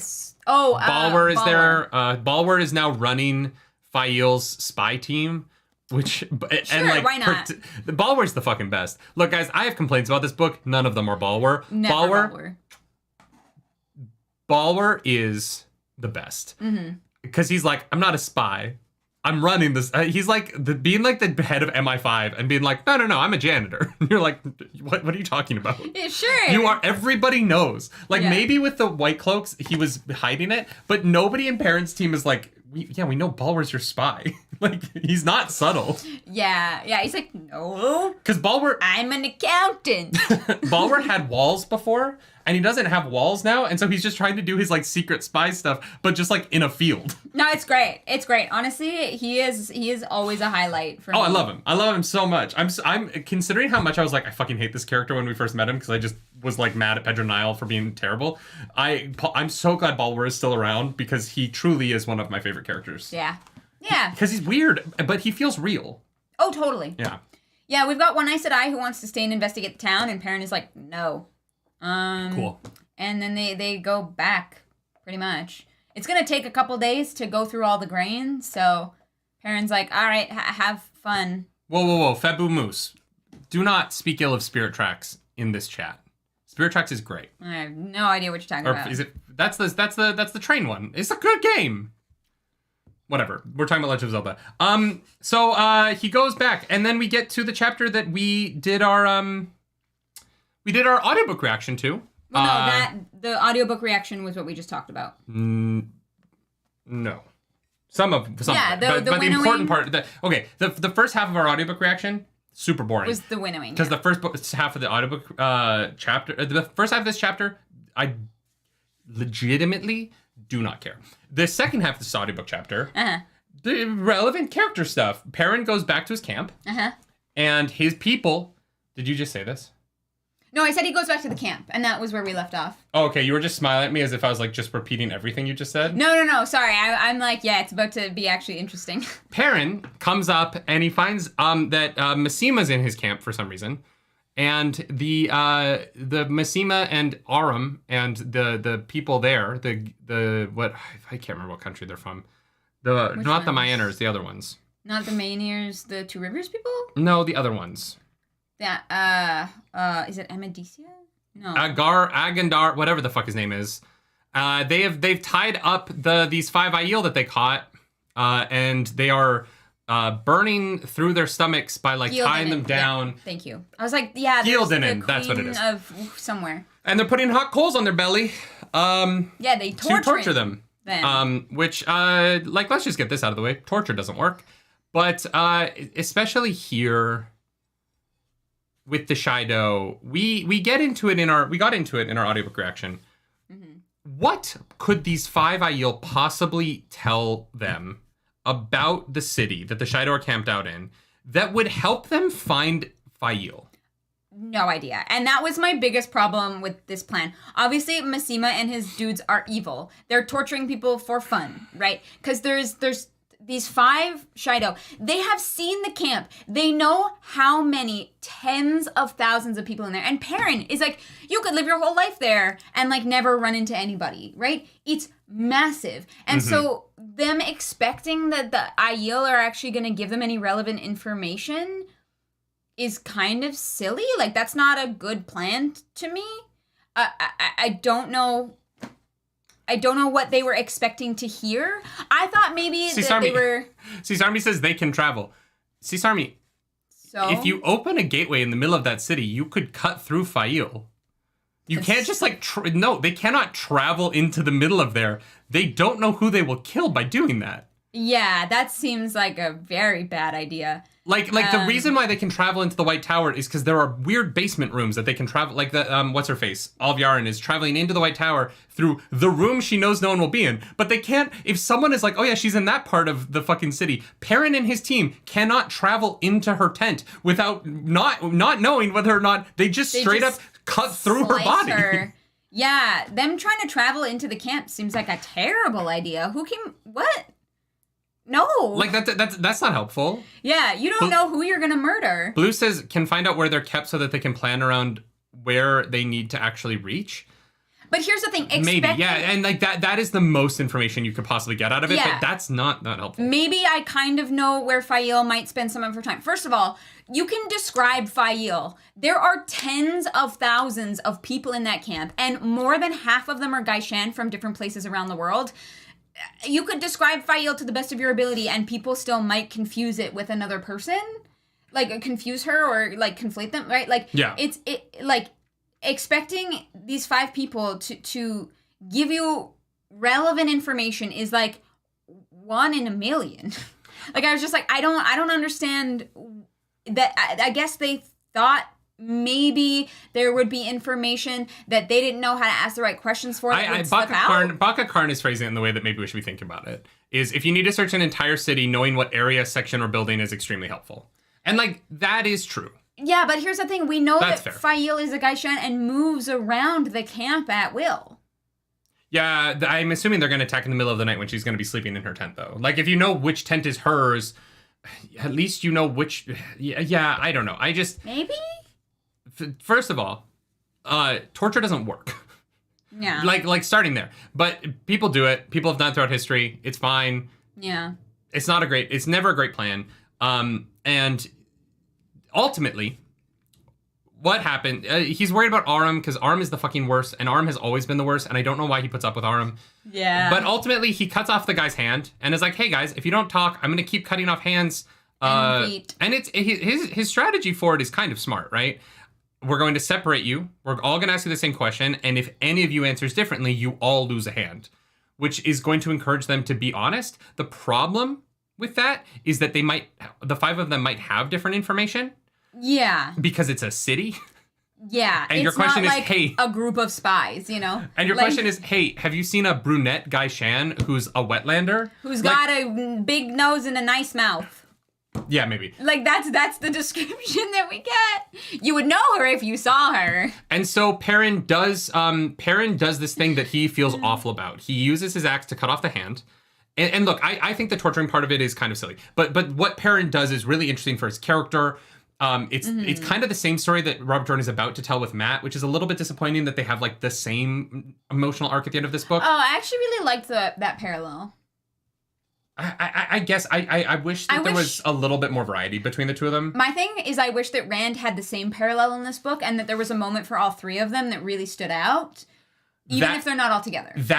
If it was a 1, 2, 3, it would work better for me. Fair enough. It's because it's only the 2 of them, and they both kind of just have the same. It would be more interesting to do it and then show them having different reactions to it. But because they have the exact same reaction to it, it's a little bit like, yeah, okay, you did it goes back to like the early part of the book where like every POV ends with the same women being naked. It is just Robert Jordan like kind of writing this repetitive thing of like, oh, we're going to get to the end of this and it's going to be the same as the last ending I just wrote. Yeah, I think that for me, I think that choice is that our main 3 characters are super similar in ways, and then they are also super different. So for me, them having the same arc that I thought was good. I don't mind that at all. But yeah, having that 3rd one, I think would just like tie it together really nicely and make for a really good like story beat. But we only get 2 out of the 3. Jeremiah, thank you for that super chat. It would have been interesting if Perrin had tried to travel into the camp based on some bit of incorrect info and grabbed the wrong person. 1000%. That actually would have been very interesting. That would be action. Yeah, it would be something that happened. It would be like a rash decision, which probably would have consequences. Yes. But it would open up new avenues for information to eventually resolve this plot line. Yes. Because right now it just feels like a wall. It feels like Robert Jordan wrote an impenetrable wall to end this storyline around Perrin. Mm-hmm. And it's tough because like I don't see how this ends quickly. Mm-hmm. And it's also been going on for 3 books. And so the fact that we're 3 books into this plot line going on, and it doesn't even feel like it could end soon, because Robert Jordan, it's kind of like the Myronese knot that Daenerys is caught in Game of Thrones, where like people are suspecting that it's taking George R. R. Martin so long to write the next book because he can't figure out how to get that character out of this like corner that he's written her into. And it kind of feels like Robert Jordan has done the same thing to Perrin here, where he made the Shido army too big and he made the situation too complicated to like write a solution to it. And so Perrin is just kind of like sitting and waffling about his decision making because there isn't really a solid like, without writing an entire book without other POVs of this like epic fight against this city state, it kind of is hard to figure out a good like way out of this plot line. Yeah. Mark Torres says, can you imagine if they defeat the Dark One and then the final boss is the Shido, like Game of Thrones? Well done. That would be fucking hilarious. If the last battle is actually Rand versus the Seanchan after he's killed the Dark One. Like, he kills the Dark One, chapter 1 of Memory of Light, and then he just goes around the entire rest of the book fighting the Seanchan. He's like, pew, pew. Yeah. That would be, yeah. I would hate it, but it would make me laugh. So that's something. So, he cuts off the guy's hand. He gets really upset about it for obvious reasons. Like, it's a tough thing to do. Yeah, he walks away and is like, oh shit, I don't like this. And he throws his axe into a tree, and it's going to be a really cool moment on the TV show. Yeah, it's going to be like a... Oh, no, wait, it won't because he doesn't have an axe. I forgot he doesn't have the weapon that is crucial to the storyline in the TV show, so that moment actually won't matter at all because he never got the axe from Master Luhan when he left Emond's Field. Oh, wait, it's almost like Perrin's arc hinges on this weapon that isn't in the fucking show. I have never been more upset about Perrin not having his axe in season 1 as I am reading this moment, because this moment is the whole fucking thing. Yeah. It is his whole character arc. Yeah. And he throws away Master Luhan's axe. The man, the blacksmith who basically raised him and was his mentor. He throws away that weapon here. Yeah. And the fact that, like, that can't happen on the show because he's not... His connection to the axe is going to be so different because he kills his wife with it in episode 1. I'm like... Yeah, so the difference is that him having an axe, any random axe, is fine, whatever. It is not as strong storytelling as this weapon that was made by, like, that, you know, Master Luhan made it and he watched him make it and, like, he learned so much and it's this beautiful weapon that he has a reverence for but also a fear from, right? Mm-hmm. And I think that losing that emotional connection to the axe does make it a weaker beat. So... Yeah, because it's just going to be one of the many axes that he has throughout the series. Yeah. Right? Like, okay, yeah. Yeah. Of course you want to throw away the axe. You killed your wife with it, dude. Like, yeah, that makes sense. Like, I think that this beat has less emotional weight in the show because he already threw it away once in the show. Oh, yeah. Mm-hmm. It will be the second time he's thrown away an axe. Yeah. Whereas in the books, he's been regretting the axe, and it builds up to this moment where he throws it into a tree and... He says, leave it. And it's Excalibur, Sword in the Stone. No one's ever going to be able to pull it out. Oh, he's coming back for that axe, right? Colonel Sanders, welcome back to the Nerd Table. Now do you understand why everyone was upset about the axe in the first season of the show? I get it 100%. I get it. I do. I understand. This beat will have less... weight in the show because of that choice. Yeah. But I think that this beat is very important for Perrin. Mm-hmm. I wish that it was in a storyline that, like, I cared about because this scene suddenly became interesting right at the end of the chapter. Yeah, it was. This beat was very good. And then we move on immediately to another POV. Like, this POV finally got interesting in these final beats because this axe moment is so fucking cool. Yeah. Yeah. And then instead of, like, doing anything with it, we just move on and we never see Perrin again for the rest of the book. Yeah. Yeah. And, like, that's tough. I was upset. I was like, no, we're dealing with the shit. Like we're figuring this shit out this book, right? We have to. Mm-hmm. So he throws away the axe, and after he's already made the decision to throw away the axe, which I think is smart on Robert Jordan's part. Yeah. The guys come up and are like, oh, also, they didn't have any information. Yeah. Torture doesn't work. Yeah. And also, and we talked about it. What possible information could they have? Yeah, maybe there's a 1 in a million chance that one of them saw Fail, like, walking around at some point. But, like, any of them knowing where she sleeps, there's no way. Yeah, and so this was a really great moment. I really liked it. It is, I mean, like, I'll spoil it here. This is my high of the book.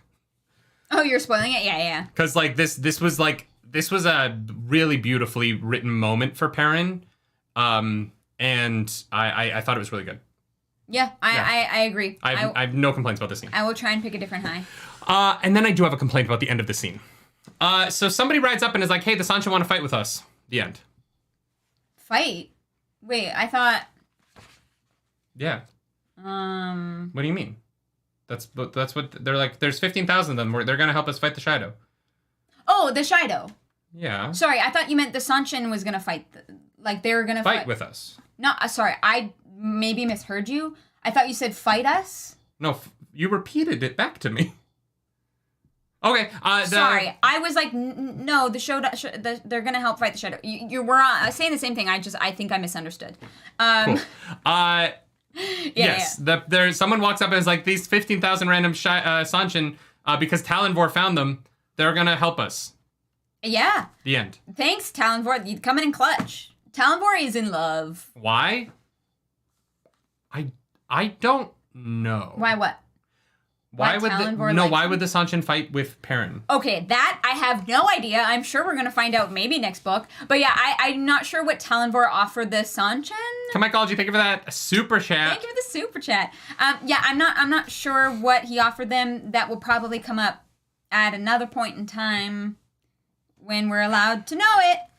But like the Seanchan do not need anybody else. They have never lost except to Rand, but they do not lose. Maybe this is their new tactic. Because they lost a battle, and they're like, okay, but so what if we spend some time fighting with these people to get to know how they fight so we can just wipe them out later? If we find out that that's what it is, that would be interesting. Yeah. Yeah. But otherwise, this was kind of like, all right, sure. Yeah, right now, I am very confused. That is the only thing I can think of. KP, the book tells you that the Seanchan are hunting down the Shido in that same paragraph. Yeah, but that doesn't explain why the Shido need Perrin. Perrin's got like 2,000 people with him. They're not that much better off. Perrin doesn't benefit the Seanchan in any way.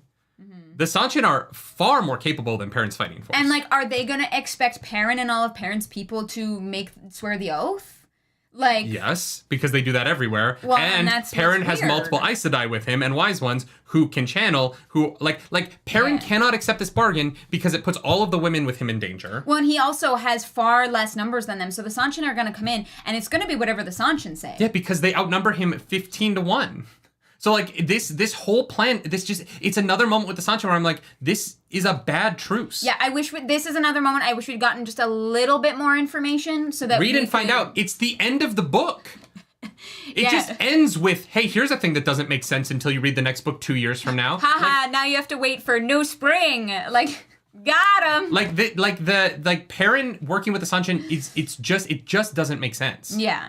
What does Perrin know about the Seanchan? Honestly, at this point, I don't fucking know. Maybe Perrin thinks the Seanchan are great. I don't think he knows that much. Like, he has not encountered the Seanchan at all. Matt has, the girls have, Rand, I don't know if Perrin actually has. This is the worst kind of cliffhanger. And it happens 3 times now. So get ready, because we're going to complain about it again. Matt. Oh, Perrin was at Falma. Yeah, when the horn was blown. That is Perrin was at Falma. In book 2. But I don't think he ever met a Seanchan. Perrin did not go into town and fight the Seanchan. Perrin fought the White Cloaks in the field outside of Falma. Was Perrin not there? No. Perrin, he was in the house when they killed the High Lord, what's-his-face? The Heron-marked Blade Master. Oh, he wasn't he? Yeah, so that is his touchstone for Seanchan. Okay, yeah, that's fair. So why would he work with them? Honestly, I am not sure at the moment. I am sure we will probably find out. Turok, thank you. Yeah. What? Let's go! What? Welcome to the Nerdy Wordy Book Club, a show that has been officially chosen to be a part of this year's show at Excel London. The Nerdy Wordy Book Club will be an official podcast participant at Star Wars Celebration Europe 2023. Let's go. Let's go! Oh my god. We got it? We got it. Yo, that's so cool. We were like, I hope we're gonna get to go. Well, shit, now I gotta remake my Mando armor. Cool. Damn. Well, if you're gonna be in London... we are fucking going! We have a podcast. We have a panel again. Let's go. Okay, so does that mean we're going to Disney Paris? Probably, yeah. Oh my god. Guys, we have a goal. We want to, hit all the Disney parks that we can at least once in our life. And I have heard that the train ride from, London to Paris is pretty nice. So, we're gonna be over in Europe. I've never been. I have never been. I've never really left North America except, Jamaica. A little bit. So, yeah. So, we're gonna be doing our podcast on battle scars, right? Yes. We have like that's what we told them. We should probably tell Sam that. We should let Sam know. So book club that week will be for Battle Scars, written by a good friend of ours, Sam Maggs, which is the kind of in between story of Jedi Fallen Order. People are saying the ferry's pretty cool. Jedi Survivor. The ferry? Okay. Across the water. Okay, guys, if you have any suggestions for London or for in the general vicinity, feel free to drop those in the Discord, either chatter or like maybe stream suggestions or something, so we can keep track of them. Oh my god, I can't believe we're going. I'm so excited. Oh my god. Okay. You know what I think we should do? We should give away enamel pins. We should talk to Lisa about designing you as Cal and give away pins that are you as Cal. Enamel pins? Yeah. I guess if you order them in bulk, they're a lot cheaper, but they can be like they would be a bit pricey. And because we don't need a lot, because people aren't going to, a lot of people won't come, but like as a like, thank you to the people who do show up to our panel, we'll have like exclusive, like with your orange lightsaber. That would be so cool. All right. I'm sorry, guys. That was a derailment. I just got the email, and that is like the big, I've been waiting all month because I knew it was coming in January, whether we got a slot or not. Yeah. And we are going again. I know. I can't believe 2 years in a row we're panelists at Star Wars Celebration. What are the dates for that? Is that 7th, 8th, and 9th? 7th, 8th, 9th, and 10th. 7th, 8th, 9th, 10th of April. So, so we've got Jordan Con and Star Wars Celebration both in April. It's going to be busy for us, but we're very, very excited. Oh my god, I just hope that book's better than this one. Should we do like a pub meetup in London? Be like, if we'll do like a pub meetup. We'll find like a pub somewhere that won't mind having a bunch of people hanging around the bar, I guess, that are nerds. And they won't. Yeah. Literally, it's going to be Star Wars Celebration. Everyone within a 10-mile radius is going to be wearing a fucking Chewbacca onesie with like... Yeah. We'll do some kind of like, maybe like meetup outside of Star Wars Celebration because you can't get tickets for that anymore. Yeah. So yeah, maybe we'll find like a central location that we can get to. And if you're in that area, Dakuna, we would love to meet you. Watch your wallet in French Subway. Mine got pickpocketed. The French. Okay, look, I'm from New York. I always watch my wallet. I'm gonna have to start zipping up my bags. I'm in New York. You are gonna have to start zipping up your bags. Oh my god. Okay, sorry. Prepare to get a second mortgage to afford 2 beers on a London pub. All right, so we'll skip beer. We don't have a mortgage, so it's fine. We would love a first mortgage, though. Yeah. All right, let's move on. So cool. All right. I've never been, guys. I've always wanted to go. I'm so excited. I don't want to talk about this next storyline. Well, let's just... Okay, shit gets weird. So Matt grabs Guinan and they go to see Tuon. Mm-hmm. Tuon then he gives her a necklace, which she then gives to Selusha, which Selusha throws at Guinan, and then Guinan gets a new name and is now a Shia dancer. And Guinan like kneels and begs to be let go. What the fuck is going on with Guinan, and how did Robert Jordan fuck up this character so much? I know, we were talking about this. We're like, God, I used to love Guinan, and now this is just really weird. Dale, thank you for that super chat. I have been encouraging as the wheel weaves to read more than 2 chapters an episode to hurry through Crossroads of Twilight. I cannot imagine reading this book 2 chapters at a time. Oh, I would quit. I'm assuming they'll probably like speed it up a little bit. I would hope so.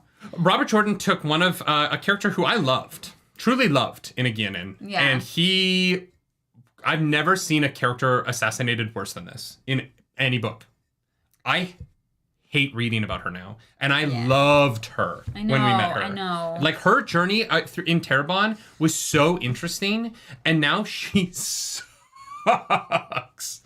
And like, I don't see a reason for it. He just seems to want to shit on her.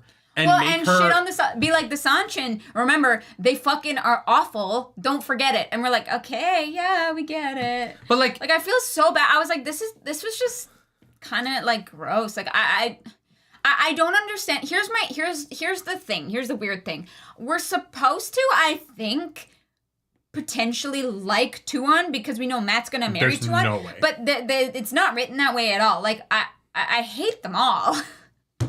Like, they're kind of the worst. And she won't stop calling him Toy. It's really gross. Yeah, Tuon is terrible. Yeah, she's awful. There's nothing happening. They're just kind of like going down the road. And so this is literally just like Matt is trying to woo a terrible character. Yeah, and here's the thing. And I don't know why, like, I don't get it. Also, the fucking, oh no, you're already half married to her. I was like, what the fuck is this? That was weird. Here's the weirdest part is that, like, Tuon knows that these people have no idea about anything in their culture. Yes. So she's, like, offended when she gets this gift. Which, like, how the fuck would Matt know? Like, well, you can't expect him to be a mind reader? Like, I really don't like her. Ember says, I kind of assumed that there was some sort of social rule about what jewelry different classes wear, which Matt didn't know. So cultural issues become women hating women again. 100%. Yeah. Yes. 100%. Yes. Andres Fox, Tuon may be cool later in the books. She might be redeemed, but right now she is very much not. Yeah. Right now, Tuon sucks as a character. Tuon was raised in an insane culture, yes, but she's also at the head of that culture, and so enforcing it when she's not in power. And like look, I don't actually mind Tuon doing what she's doing because she still thinks she's whatever, she shits gold. Egwene's response to it is the problem. Like, Egwene putting up with it is weird. Yeah, Egwene is not in the culture anymore. She has left it. She's like, she's got rid of, she's growing out her hair. Like Egwene cannot return to the Seanchan culture.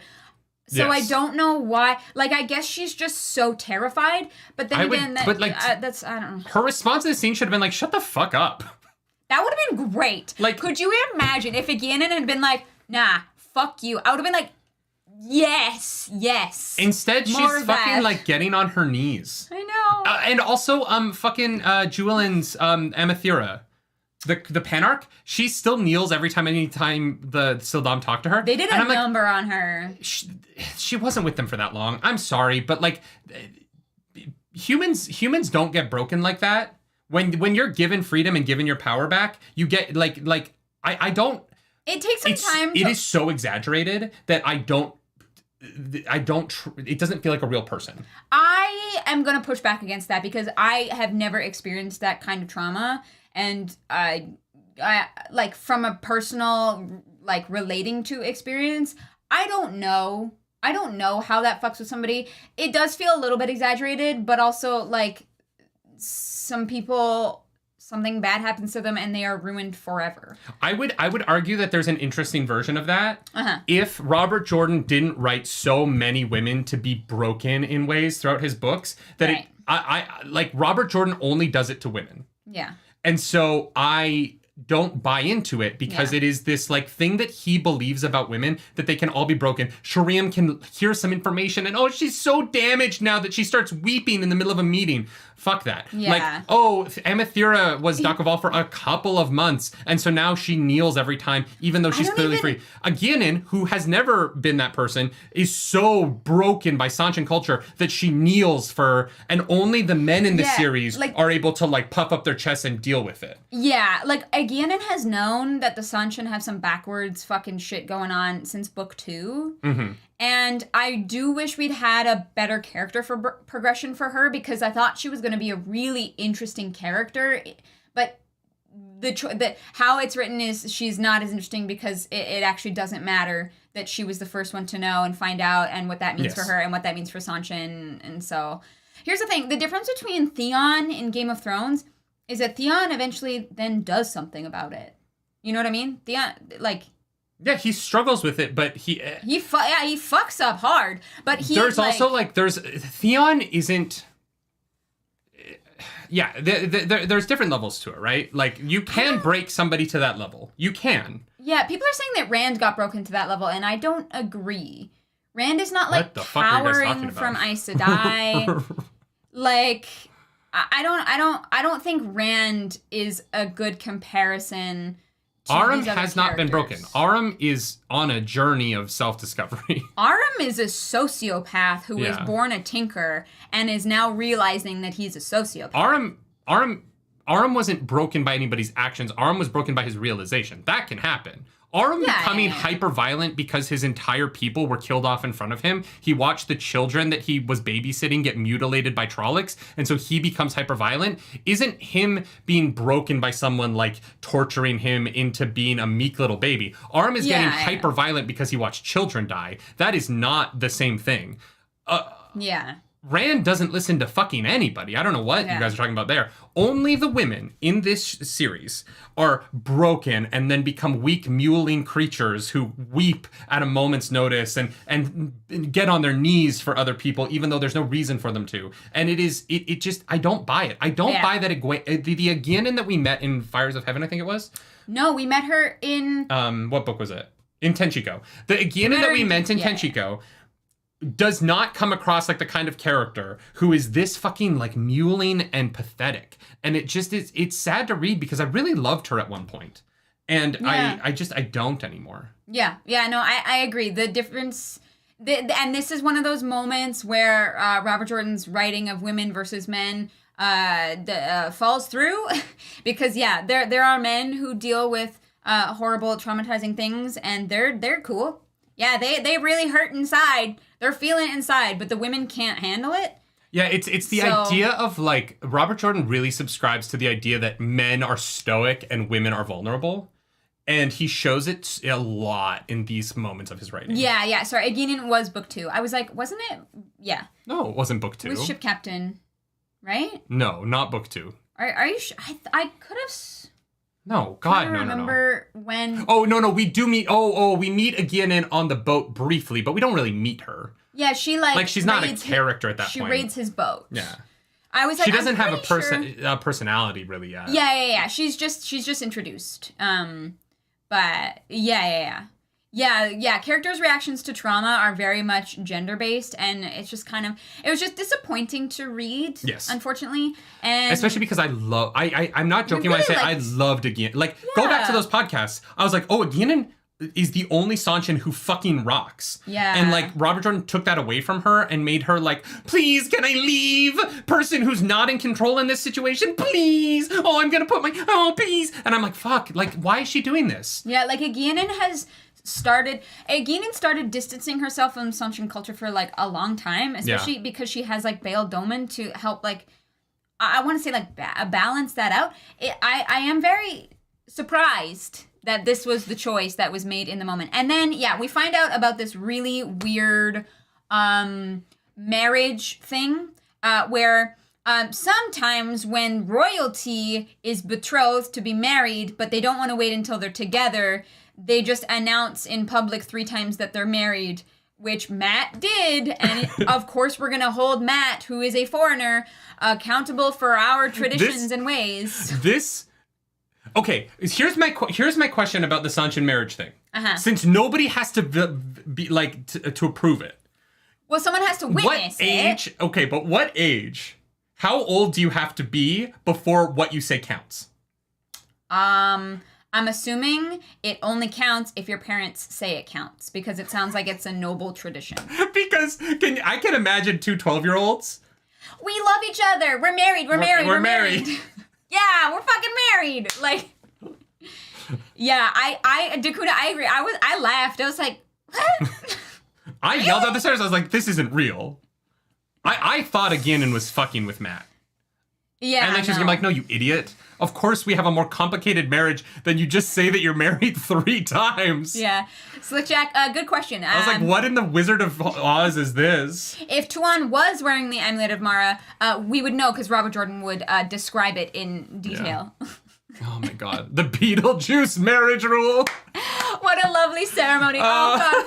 So beautiful. Yeah, no, yeah. I definitely, I rolled my eyes pretty hard at this. Yeah. So honestly, they're literally, guys, they're just traveling down the road. Moving right So along. we're just gonna skip ahead because I don't want to keep talking about this. The Tuon stuff is weird. The dating stuff is weird. The Stones games are weird. Matt the Stones games are interesting enough. Like, they're both but Matt's good motivation at is weird. His motivation? I don't understand they're both good at Stones, his motivation. Why does he want to woo her? What is he doing with the flowers? Like, I just don't know. Fucking lock her up and throw away the key, light a match under the fucking thing, and be done with it. Like, wow. Okay. I'm gonna say it. Maybe not that. Okay, if I'm on a date with a girl, you set and her I'm like, on hey, fire. No. Hear me out here. If I'm on a date with a girl, and I'm like, hey, particularly like I'm on a date with a white woman, say, and I'm like, hey, what do you do for fun? And her answer is, oh, I break slaves. I'm not marrying that woman. Bye. That's the moment where I'm like, and Matt is like, okay, cool. We'll work on that. Well, no. Yeah, we'll work. It's minor. No. Speed bump. Done. Over. No date 2. Minor speed bump in the road. You know how it is. And that's the thing is, Matt is like, okay, well, I'm destined to marry her, so I guess, like, we should get to know each other. At that point, run. But guess what? Run. Guess what? Match under the cart. I can change her. But Nerdy, that's just you. Yeah, just me. I'm the only one not attracted to, Slavers. And, like, I just don't, I genuinely cannot understand what I'm supposed to be getting out of this. As a viewer. Like, I can't figure it out. Okay, I would love if they were, like, dating, right? He's, like, hanging out with her. And you would love that? No. And it's less of getting to know her and more, like, if Matt had the maturity at this point, which he might, I'm not sure. If Matt had the maturity at this point to be like, okay, you like breaking domain, like, why? Like, let's have a conversation about the Seanchan and why they do what they do. And, like, I wish that they were having conversations about their different cultures and what was and why people did what they did, because that is how that I could see Matt being like, I have to marry this person, but like her, like, you know, I like breaking domain. That's a bit of a weird one. Maybe we can deconstruct this. If I have to marry this person, if I'm stuck with her for life and I have no say in the matter, then maybe we can have an interesting conversation about why. And we get that from our character's perspective. I think that would be fascinating here, because then Robert Jordan would be able to actually make some kind of commentary on the slavery that he has in this book and why it's there, and break it down, and there would be a reason for it. And right now it's just, they're dating. Oh, she's a shitty person. Well, we're not going to talk about that because nobody communicates in the Wheel of Time. And I think that it was a missed opportunity. Yes. Unfortunately. Yeah. Yeah. Yep. Yeah. So anyways. Apparently, saying Robert Jordan is obviously inspired by Muslim wedding traditions with the saying 3 times in front of witnesses. I want to be clear. I don't have a I don't want to be misconstrued here, and I don't want anyone who is of that faith to think that I think that, like, that is dumb if that's your tradition. I think that what is silly is to introduce into a story. Like, if this story was like, oh, we have this beautiful wedding tradition in the Seanchan where we stand in front of our friends and we say that we will get married 3 times, I think that is fantastic, right? Yeah. That's a beautiful tradition to do if you have, like, a wedding tradition. To have Matt say the thing 3 times and without then knowing. Two books later? Or was that last book? That might have been last book. Last book. Yeah. Then have another character be like, oh, no, because you said that, if at any point in the future she says we're married 3 times. For a year and a day. Sorry. For a year and a day, she can marry you at any point, even though you didn't know that was happening. Yeah. That is silly to me. Yeah. Both parties have to know what's going on. The real world Muslim version of it is not...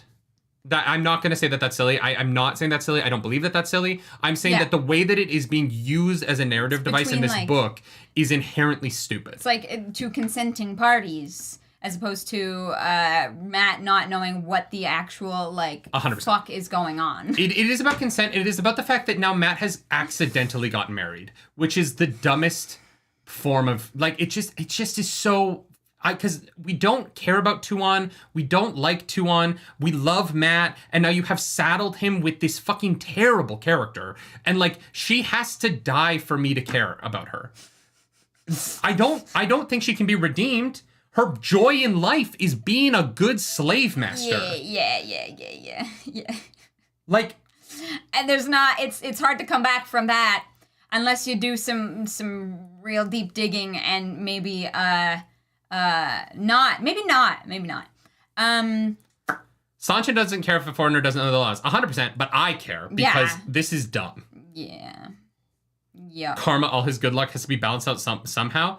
That's not interesting a storytelling device. I'm sorry, but it isn't. Like the whole Tuon Matt thing, it doesn't suck as bad as the Perrin Shido storyline, but it's pretty bad. Yeah, like I said, I think that this was a missed opportunity, but that's me personally. That's how I would handle this section of the story, because I think that you can say a lot of interesting things if you actually have two characters with two opposing views and values have a conversation with one another, but nobody has conversations with one another that mean anything, that are not like 70 layered like manipulation tactics. But that's fine. Anyways, Makes me think of the Firefly episode, Our Mrs. Reynolds. That's funny. Yeah. The thing is, that's used for comedy, though. Yeah. That's not used for the only thing that happens. So in all of this, Rena runs away. They buy silk, whatever. They buy clothes. Okay, yes. Tuon is like, you have to take me shopping. And they're kind of acting super sus while they're shopping, which I thought was going to matter for any reason, but then it didn't. They buy some silk, and they come back, and Rena has stabbed Egwene and run away. They chase her down, and they shoot her, and it's a moment for Matt. Matt has to make the call. Matt has to deal with the consequences of deciding that this woman has to die before she can give them away. Because it's, weighing Rena's life against the life of every single person in Val and Lucas Circus who will be punished. Yes. For what they've done. And that weighs on him, and I think that's interesting. Like I said, I wish we had Rand have a similar moment at the same time to have that nice rule of three. I wish this section had started with that, and that it had hung over him and Tuon. Like, I wish, if you're gonna have Tuon start warming up to Matt, if you're gonna do it, and I don't think that you should, but if you're gonna do it, have it start with Matt chasing down Rena and killing her. Yeah. And Tuon respecting that decision, and so that's what starts their conversation between the two of them. She does. She's like, I forbid you to feel guilty about it. No, I know. I'm saying start these 3 chapters with that. Oh, and then do all of the wooing and whatnot with... After that, right. With that hanging over it, so that we get to spend time with Matt after he's made the decision, instead of leading up to the decision and then kind of ending right after that. Okay, yeah, I could see how that would work. And then it would be different from what Perrin did. Mm-hmm. So that you would have them go through a same emotional beat, but in a different way. Yeah. Whereas both of these things ended up with it a really kind of pedantic, boring story leading up to a decision, and then moving on after the big decision's been made, before we can really spend time with our characters dealing with the consequences of their actions. Yeah, no, I can see how you could frame that to be very interesting, but Matt also sees some ghosts. Again, that will be relevant at some point. Yeah. I wish we'd had some kind of prophecy about the dead returning or something that we could there probably is. Infer We've from. read 3 million words. We have, but I don't remember anything about the undead or ghosts. And maybe I am not remembering. That is totally valid. My memory is absolute fucking horseshit. But I don't remember anything about the ghosts. So I don't remember specific prophecy about the ghosts either. Yeah. So yes, they just keep showing up, but they don't. The problem is that they don't affect anything, and they're not we relevant to our characters. Yeah, we don't see them interacting with the world in any way, and so it's okay, this is ominous, but I don't really know why. Yes. Yeah.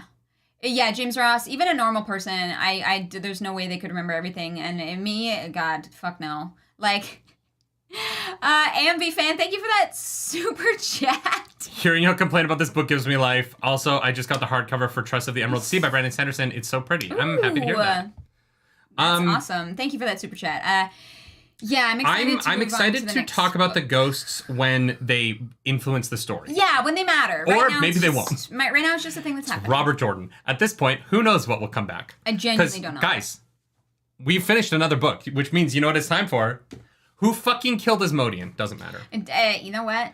Because it doesn't matter. I wonder if Robert Jordan ever revealed that. No, Sanderson does. Sanderson. Oh, thank God. Sanderson showed up, pushed up his sleeves, and was like, "Oh, you want me to write one book? Well, I can't because Robert Jordan didn't actually do the work of finishing the series. Yeah. So I have to tie in. I have to answer questions that were brought up in this series 9 books ago. A ghost killed Asmodean. Yeah. It's a ghost. Cool.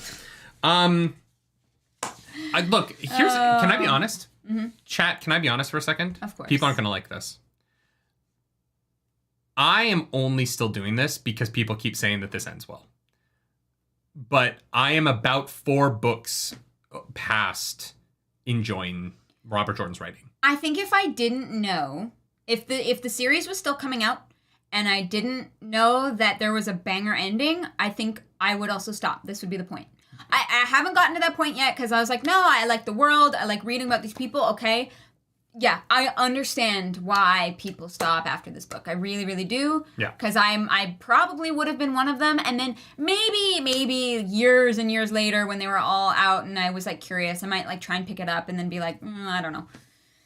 So, yeah. But like if it wasn't for so many people saying the ending is incredible, yeah. If people were like, no, the ending's pretty good, I would have been done in Path of Daggers. Yeah. Like this isn't good. The series hasn't been good for a while. The end of Winter's Heart is really good. It's a good moment. That's the thing. There's enough good along the way to like keep you going, but yeah, it drags. But the series has not been good for a while. And that's a shame. I think it really is. This was tough, guys. Reading this book was like hard. Yeah. And it is I don't know what it is. Something about Robert Jordan got out of Lord of Chaos, right? And then just kind of,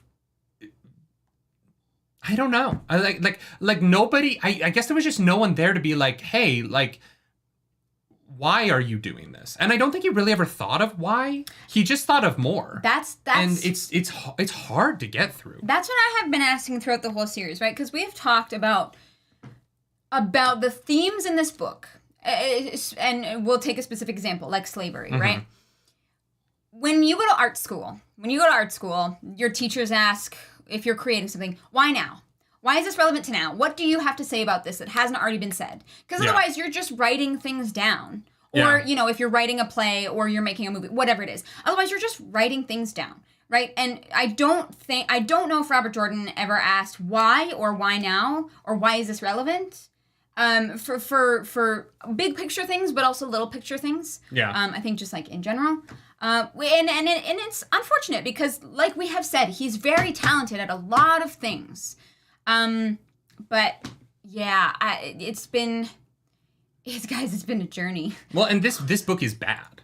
Like I don't even mean like.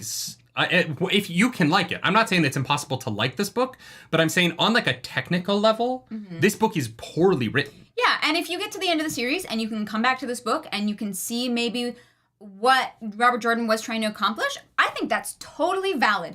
But a book cannot be good only on its second or third or fourth read. With this, a book is not good if it's only made good by the stuff that comes afterwards. Because then it's just been fixed. Yeah. Exactly. Yeah. Yeah. The Slog is the ultimate test for fantasy readers worldwide. Truly. Yeah, I guess that this is kind of like how, like, it's an endurance test. And I think that if you write your book to be an endurance test. Yeah. So Noel, in the middle of all this, just randomly says a part of the dragon prophecies that is about Matt for no apparent reason. Yeah, Noel is very sus to me. Yeah.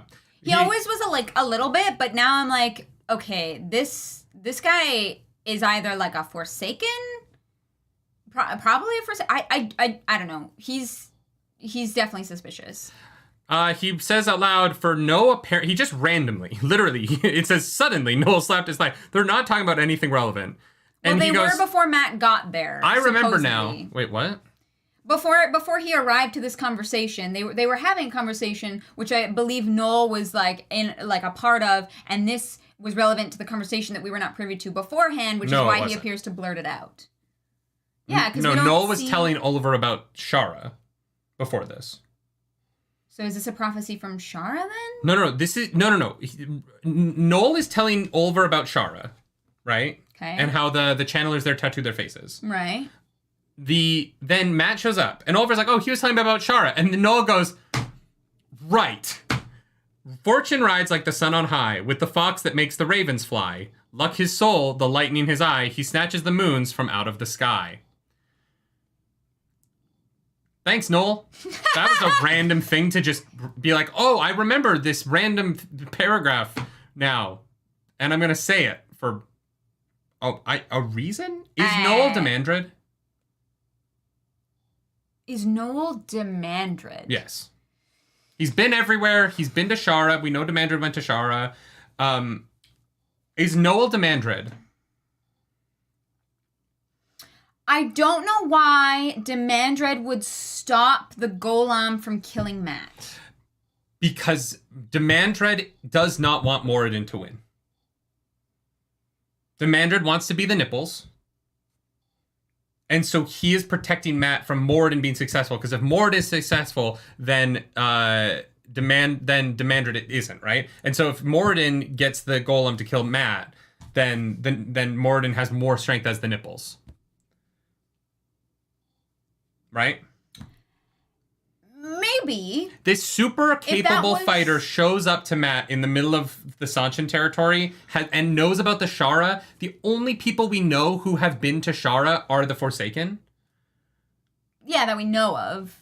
People have been to Shara, otherwise the like animals that they have from there, they wouldn't have in the circus, right? Like, I don't know. Well, no, you can trade at the gates, but like, Noel has been around the world and is like weirdly with Matt. I'm pretty sure he's either Demandred or he's a new character. And if he's a new character, like if he is Noel, yeah, just introduce us to him. Maybe he's Slayer. No, because Matt would recognize him. He'd be like, "Oh, that looks like Lan," or "Oh, that looks like." Well, apparently Slayer has two bodies. Why can't he not have a third? Like... Oh, why could he not have a third? We don't know. We haven't been told yet. Perry Wolf says, I think in this moment, Noel just realized who Matt is within the prophecies. That's all. It's just a self-epiphany. Maybe, but I don't know how Noel would infer. Well, actually, possibly. Yeah. Possibly. And so Matt, after killing Rena, Matt rides back into town. And he's like, oh, I'll go have to find them in the woods tomorrow. Except they're not in the woods. Tuon has taken over Valnuka's circus for some reason. I really thought we were done with this circus after the first circus arc, and now the Seanchan Empress runs a circus is not a storyline that I'm interested in at fucking all. But Tuon is like now in power, and I'm like, why? Why are you giving this woman power? She has no power. Stop being fucking idiots. Well, no, it's Tuon is being sly. No, she's not. She's just being like, I'm powerful, and everyone is allowing it to happen. There is no reason to let her have power. She has no reason for people to listen to her. Yeah. People are dumb for listening to her, but Tuon is doing a smart thing by giving Valnuka a reason to like and protect her, so that if she does try and get away, which she has vowed that she won't, but she can then maybe use the situation to her advantage if she has Valnuka in her pocket and has people who are like on her side. Sure. Why is Matt putting up with it? Why is Egwene putting up with it? That's my wife. Robert Jordan lives in this world. Do you hate this book, yes or no? Robert Jordan lives in this world where some people are just so willful that people just listen to them. Taviran. And no, but Tuon isn't Taviran. That we know. And it is exhausting because the real world isn't like that. And when he does this, these characters stop feeling real, and it takes me out of it because I'm like, no one would fucking put up with this. No, people aren't like, wow, that woman has a lot of will, so I'm just gonna do whatever she says, even though I have orders to not do that. Why? People do whatever I say. No, they fucking don't. Nobody listens to you. Why? You're 5'4". Let me people live are like, in my dream is someone world. speaking? Oh, there's this fucking like munchkin over here talking about the Lollipop Guild. All anyone has to do is hand you a bag of fucking Sour Patch Kids, and you'll go off into your corner and be happy for the rest of the day. That is true. You're not wrong about that. I will take payment in Sour Patch Kids. Correct. But yeah, I don't know. So they ride back, and Tuon's in control now. End of the storyline. Great. Yep. So in Knife of Dreams, we will still be with the circus. That lovely storyline that brought us so much joy the last fucking time we were with it. Yep. I do wish we had a little bit of resolution in this book, but nope. Matrix says, "Hey everyone, smash the like button." And you know what, Matrix? Matrix is right. Also, Dakuna is probably gone, but just in case you can hear this, thank you. I'm glad Egwene's okay. Egwene is... I don't want her to die. I think it would be better if she died here. Because God knows the character sucks at this point. But I'm like, I don't want her to die, but for like her sake. Maybe, yeah. God damn. Also, like, Bail Doman, dude, what are you doing? Where are the characters that I loved once upon a time? Yeah, they've been decimated. Chapter White 30. Tower. Yeah, White Tower, Egwene. We're almost done, y'all. Almost Chapter there. 30. What that oath rod can do. The name of this chapter made me laugh so hard. What that oath rod do, baby? Show me what that oath rod do. You know that that's something that Moraine has said to Swan. Oh, 1,000%. Show me what your oath rod can do. Yeah. She's been strapping it on. Like, oh yeah, you show me what that oath rod do. Early smut corner. Karen is dead. Managers everywhere are rejoicing, finding out that Karen was killed with Sidin last night. You good? Yeah, I didn't even... Yeah, I'm funny. Mm-hmm. Egwene, despite the fact that Karen has been killed with Sidin, Egwene still isn't having people resonating around the camp. I would check every nook and cranny of the camp for Sidin. Yeah. Including you. Because you're... Yeah. You know that there are Forsaken out there who can use compulsion. And you are not resonating every fucking member of the camp for Sidin. Now, here's the thing. If weaves are inverted, can they still be resonated? Who the fuck knows? He invented resonating earlier in this book. I have no idea. We've been told for 10 books that you can't feel Sidin if you're a woman, and then in book 11 he's like, oh no wait, no, but like you can. But if you try, if you believe really, really hard, you can do it. I don't fucking know what it is. Yes. Oh, the cake. Guys, Monkey has not gotten their cake yet. I reached out to a company to try and have one made, and they have been very slow to respond. The only problem is there's only like 2 cake companies over where Monkey is that deliver cakes, and so I'm still working on it. Sorry, Monkey. You will get a cake. So for those of you who don't know, Monkey lives in the woods. On the farthest east tip of North America. There's a town called Gander. On an island called Newfoundland. There's an airport. It used to be one of the biggest airports. Sorry. That joke is just for us. That's, if you have not seen Come From Away, you have absolutely no idea what we're talking about. Monkey does not live near a lot of cake bakers, so I'm working on it, I promise.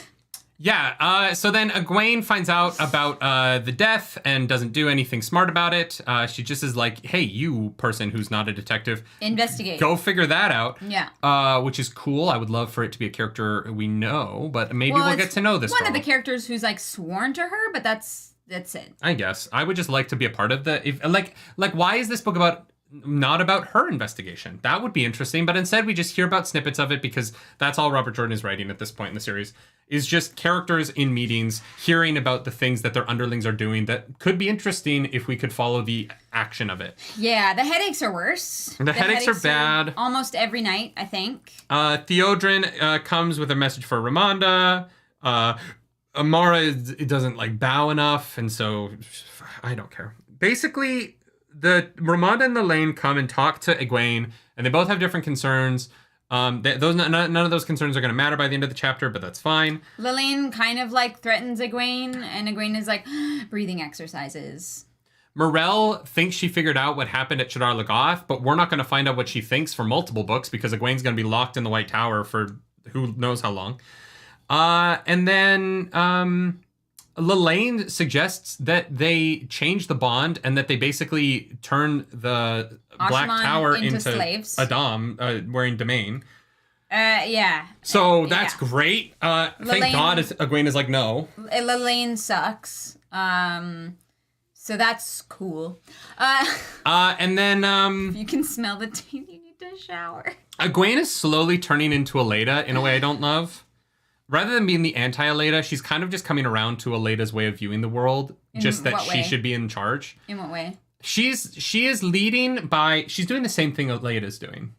Like the part of my problem with this split in the White Tower right now is that on a ideological level, the two sides of the White Tower don't have different opinions. They have the exact same opinions and structure, and Egwene isn't bringing anything to the White Tower except herself and the Salad Barbarians. Yeah, if Egwene was sincerely trying to like unite the Ajas and like break down the walls between them and their lack of communication, like I think that that she would definitely be bringing something to the tower that is really, really needed.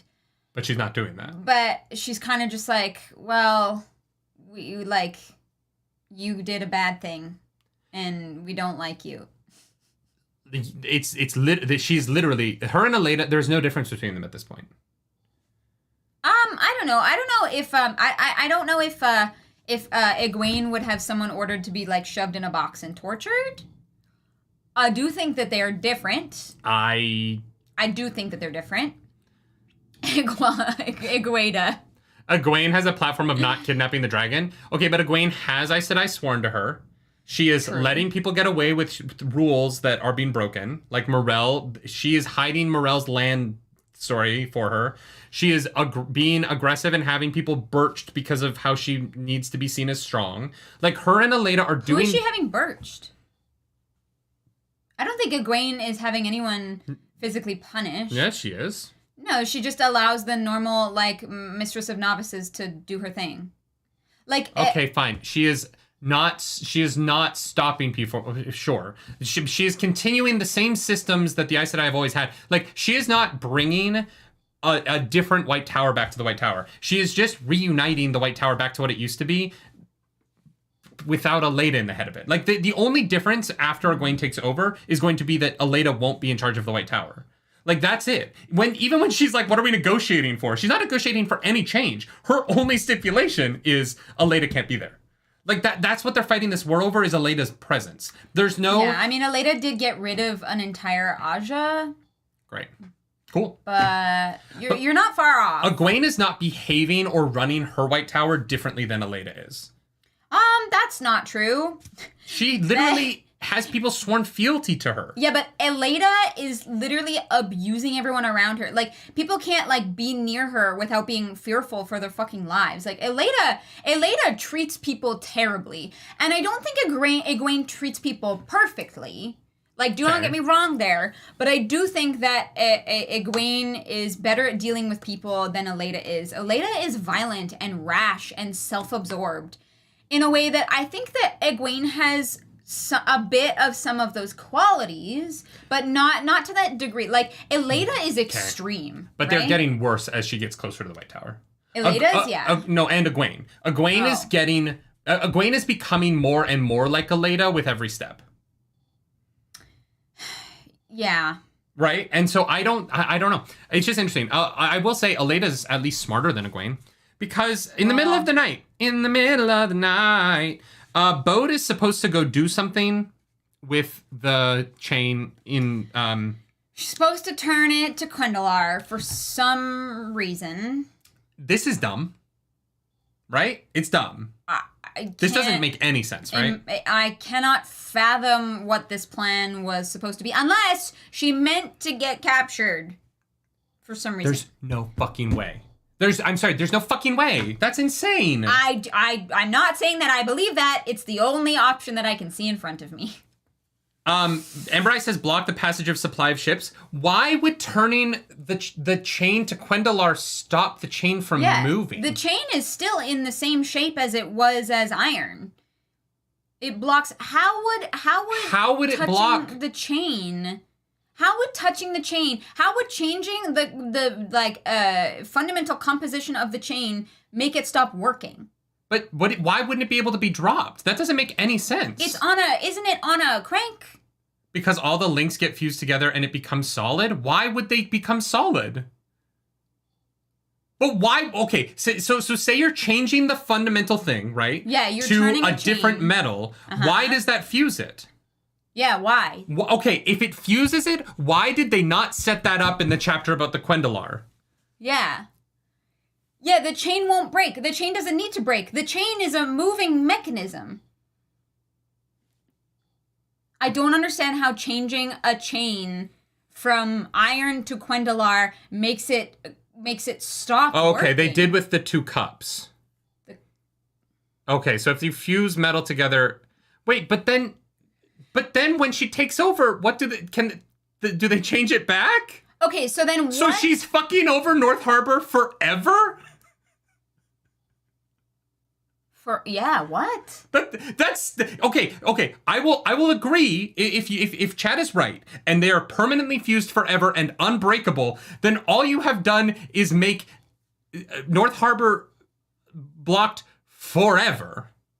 They have traveling. Yeah, but you're still gonna want to use the fucking river, Duro. I still don't understand how a chain turning into Quendalar, unless the entire...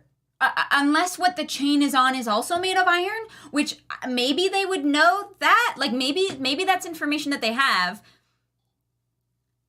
How do they know what pieces of the mechanism are made of iron and not iron? Loyal can build them a new bridge. Do they have, like, a spreadsheet of what parts are made out of what? Light-Blinded Fool is so right. It's a slightly too permanent solution to a temporary problem. I agree with that. Yeah, like, Quendalar we know is indestructible. Okay, but, like, why not just teleport into the city then? Like if we're gonna do dumb shit, if the goal is dumb shit, and why not bring more Aes Sedai on your boat to protect you while you do it? Like, why not? Yeah, you literally you light up like a fucking beacon to all the people in the White Tower who are like, yeah, I feel somebody channeling pretty hard out there, unless this takes no effort. But because it's hard for people, it seems like this weave takes effort. Yeah, it has to, because it uses 4 of the powers, right? Uh-huh. And so, like, she is using the power. Like, she would be lit up. Like, everything about this plan is so stupid. Like, everything about this plan is so dumb. And now everyone... And she gets caught for it because of course she fucking does. And then the people in the White Tower who watched her channel now know the weave to turn iron into Quendalar? So they can actually fortify the White Tower better. Yeah. Yeah. I don't... But also, like, does she have to be close for it to work? Maybe she... Why is she in a boat in the middle of the water to do it? That I don't know. The distance thing, not sure. Can't you just channel within what you can see? Like, couldn't she be on the fucking, like, shore?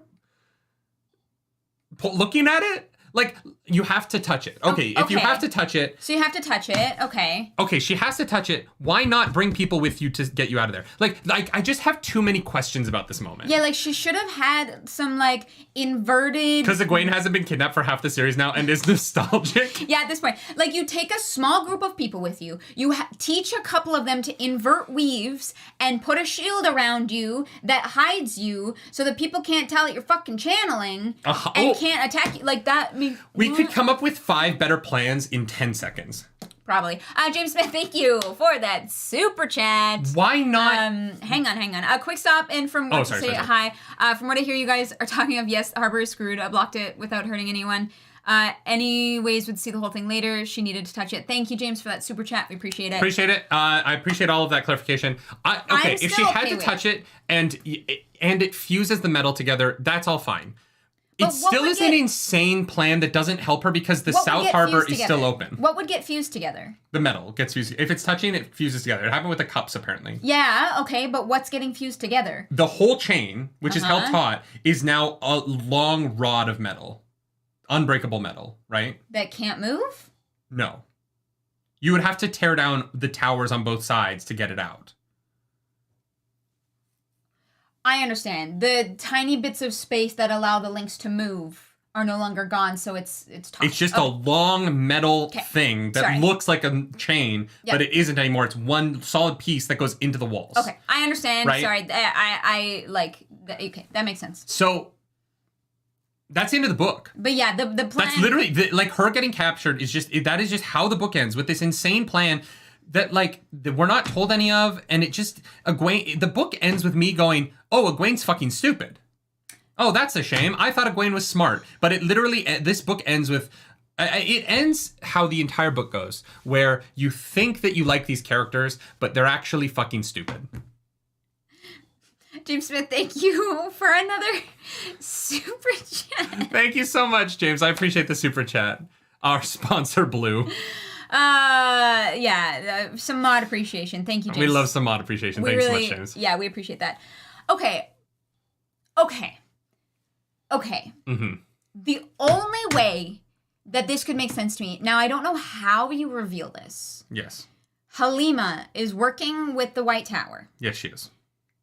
Halima she is, right? compulses Egwene to go instead because somehow Halima knows about the plan. Now, I don't know who the fuck knows about this plan, and so it's really hard to figure out who might have betrayed them because we don't know who knows about this fucking plan. Well, and that's the worst of it, is that because we don't know who is involved in this plan, there's no fun... It could be anybody. There's no fun, like, speculating on who betrayed her. Yeah, it's like obvious, like it's probably Halima because Halima's the most obvious choice because she's there murdering people and casting magic on Egwene with the headaches.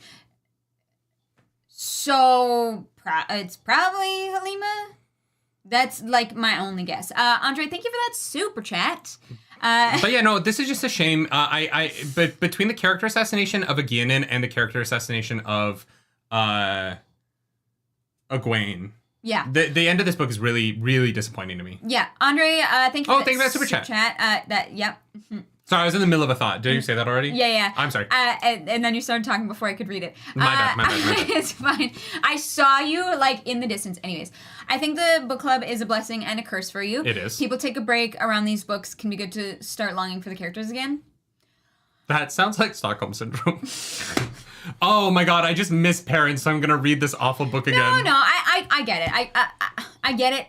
Book club is a blessing and a curse for sure in a lot of ways. We do love it, and we love like hanging out every Friday. But yeah, some of the parts of these books, I'm like, why the fuck? Like, I wish that I could be on board with Egwene's storyline, but she literally walked across the entire country from Salad Bar, had no fucking plan, and then got kidnapped because she's an idiot.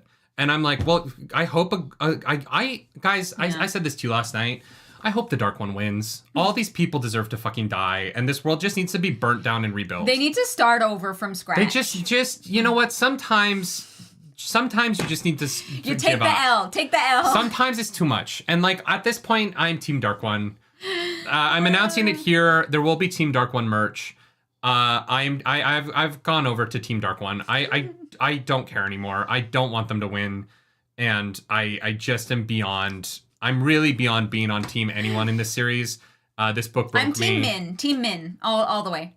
Slick Jack, thank you for that super chat. Congrats on finishing this book. Congrats on 40,000 subscribers. Thank you. Yes, we did pass 40K. Claris, thank you for issuing the Pippi Longstocking braids. Those come back often because I gotta do something with my hair, you know. Glenn Pearson, thank you as well for that super chat. Super busy at work today, but stopped by at lunch to spend my nerdy budget. And yeah, you have to suspend disbelief here. An iron chain and a heartstone chain are fundamentally different. How? Yeah, and that's well, because no, that makes sense. So the Quendalar chain can't bend. Yeah. But because it's fused. Yeah. I didn't understand that part because I didn't think that it would fuse. Yeah, I just thought that the iron became Quendalar, but like, is it any metal that's touching all the way? Like, I don't know. So you could never make a Quendalar chain then? Yeah, you could. You would just have to make it link by link. No, because you can't open the link, put the other one in, and like push it together. You could. You could have Unless them you not held be physically them apart. touching. You would have to hold each link. Glenn, anyways, thank you guys for those super chats. It would be a tough process, but you could make a Quendalar chain. It would just be really hard. Yeah. And it would be well, not for Egwene, because she would go boop boop boop boop boop boop boop boop. Yeah. Imagine if everyone is telling you it gets better. It's just an elaborate joke. It's just 4 more Crossroads of Twilight. I will lose my mind. Yeah, I would be upset with every single one of you. There is an epilogue to this awful book. Mm-hmm. Thank God it's short. Davram Bashir shows up and is like, hey, the Seanchan are down for a truce. The end. Yeah. Pretty much. Yeah. Oh, no, but it's weirder because Suroth says the Daughter of the Nine Moons wants to meet Rand. Yeah, which we know the Daughter of the Nine Moons is with Matt, so I guess she has an imposter. Great cliffhanger, Robert. Or maybe it's actually Graendal disguising herself as the Daughter of the Nine Moons, and then we have to talk about the issues with blackface. What? If Graendal disguises herself as Tuon... Is Tuon black? What? You don't read any of the descriptions, do you? No. Guys, as soon as Robert Jordan starts describing things, I start skipping. Oh my god. I haven't read it. Guys, I have not read a description of a character's clothing or, like, I'm not gonna lie. I have not read the description of a character's clothing in maybe 4 books. That's, you know what, that's fair. I guess he calls her a black porcelain doll. Yeah, no, so I get to, like, I read until I get to the beginning of a paragraph where it looks like Robert Jordan describes things, and then I skip until the, like, double hash of dialogue. Yeah. I've been doing that for books, and the fact that no one noticed until now. That was great. That was fantastic. Tuon is on the book cover. You can see on the thumbnails. Wait, really? I don't know. I haven't looked at the thumbnail, but now we need to go look at it. Wow, I'm proud of you. You made me chuckle. Oh God, that's so small. I can't see that. Guys, I don't read any of the descriptions anymore. I've completely given up on them. Wow, that was great. Oh, guys, I skim. So, are you kidding me? I skim so much of this book, and then I read. Click on it. No, I don't see her. I see 3 men on horses. Yeah, I don't know what you're talking about. Unless it's a different cover. Oh, wait, what? Oh, that's so weird. Someone has, like, circled, like, who these people are. What? Huh. Okay, sure. Yeah, no, I didn't catch that. You know what? It's fine. It doesn't. You guys, so here's what I do. This is how I read these books at this point. Mm-hmm. I skim them, and then I go to Tarvalon Library, and I read the chapter description to make sure that there's nothing important that I missed, and then I move on. Yeah, Nerdy actually doesn't read the books. No, I do read the books. I do. He does not read the books. I do, but I skim a lot. I didn't used to, but lately I have been yeah. Yeah. No, I think I think that is totally valid. I will never read this book again. Like, I promise you, unless someone pays me a lot of money, I will never read Crossroads of Twilight again. Like, this was a miserable experience. It's something I might put on as an audiobook at times 2 speed while I'm, like, trying to fall cosplaying. asleep. No, while I'm, like, building a cosplay.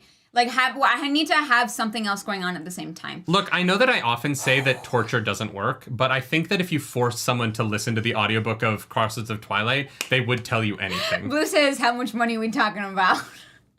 A lot. A lot of money, Blue. A live rereading of Crossroads of Twilight. Yeah. We might read Perrin. And here's the thing. The Perrin throwing the axe moment is fantastic. I agree. Yeah. Sokar, thank you for that super chat. But, like, sometimes, guys, I can't. Like, sometimes I will get so mad reading. There's a section in this where we're with Egwene, and she starts describing the cousins and the family things again. And I'm like, Robert, you already described this in this fucking book. What are we doing? Oh, I have a new least favorite sentence. Oh, get ready, guys. Buckle up. I have a new least favorite sentence of Robert Jordan's writing.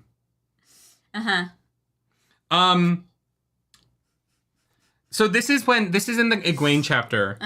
And she's like, a frown creased her forehead as she read the note, though. First Faolain goes into hiding. She growled at the paper. And now Theodrin brings this to you instead of to me. That fool girl has less brains than a fisher bird. You'd think she wants someone to find out she's keeping an eye on Ramonda for you. That's not the problem. That's fine. The problem is that Egwene's internal monologue following that moment is keeping an eye. A polite way of saying spy. They were both practiced in euphemisms. That went with Be Nice Sedai. Today, euphemisms graded on Egwene. I'm sorry.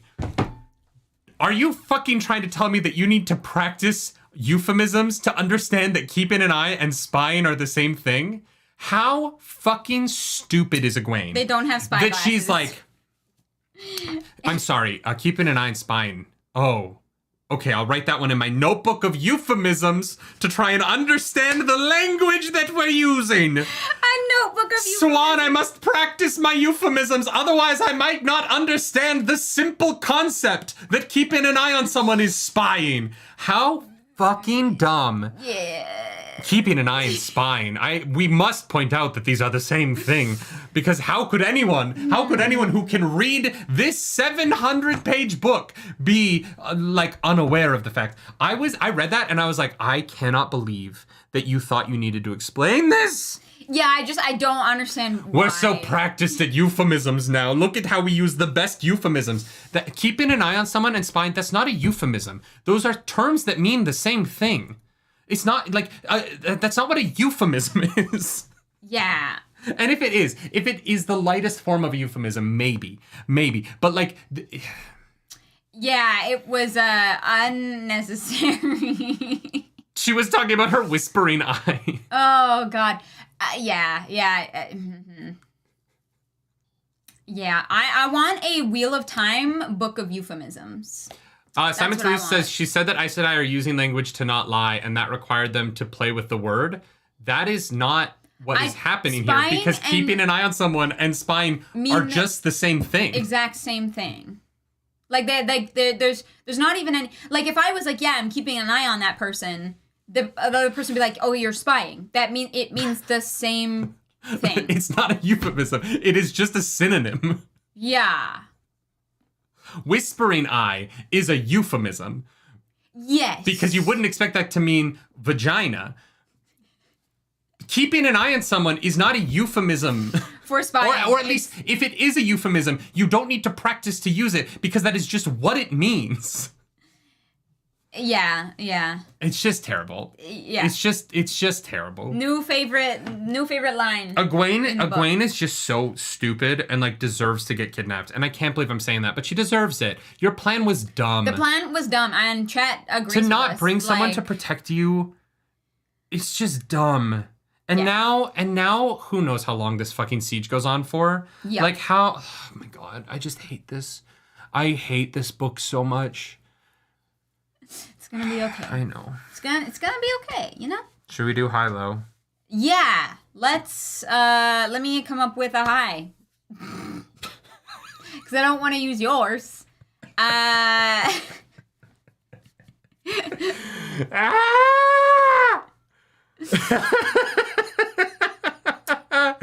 Yeah. Mm-hmm. Talking about this book is so hard. So my high of this section is that Tuon's probably getting some nice dresses. Your high is that the slaver's getting better clothes? I don't fucking It's know. a weird fucking high. I'm not gonna lie. Right. That's a weird take to come out of. The only other high from this section, You're happy for the worst character? I was like, Robert Jordan is. He gets to talk about more clothes. Oh, no, okay. you're right. Okay. My high will be the description of So Harbor. The like atmospheric description, world building of what is happening to these people, what is happening in this town.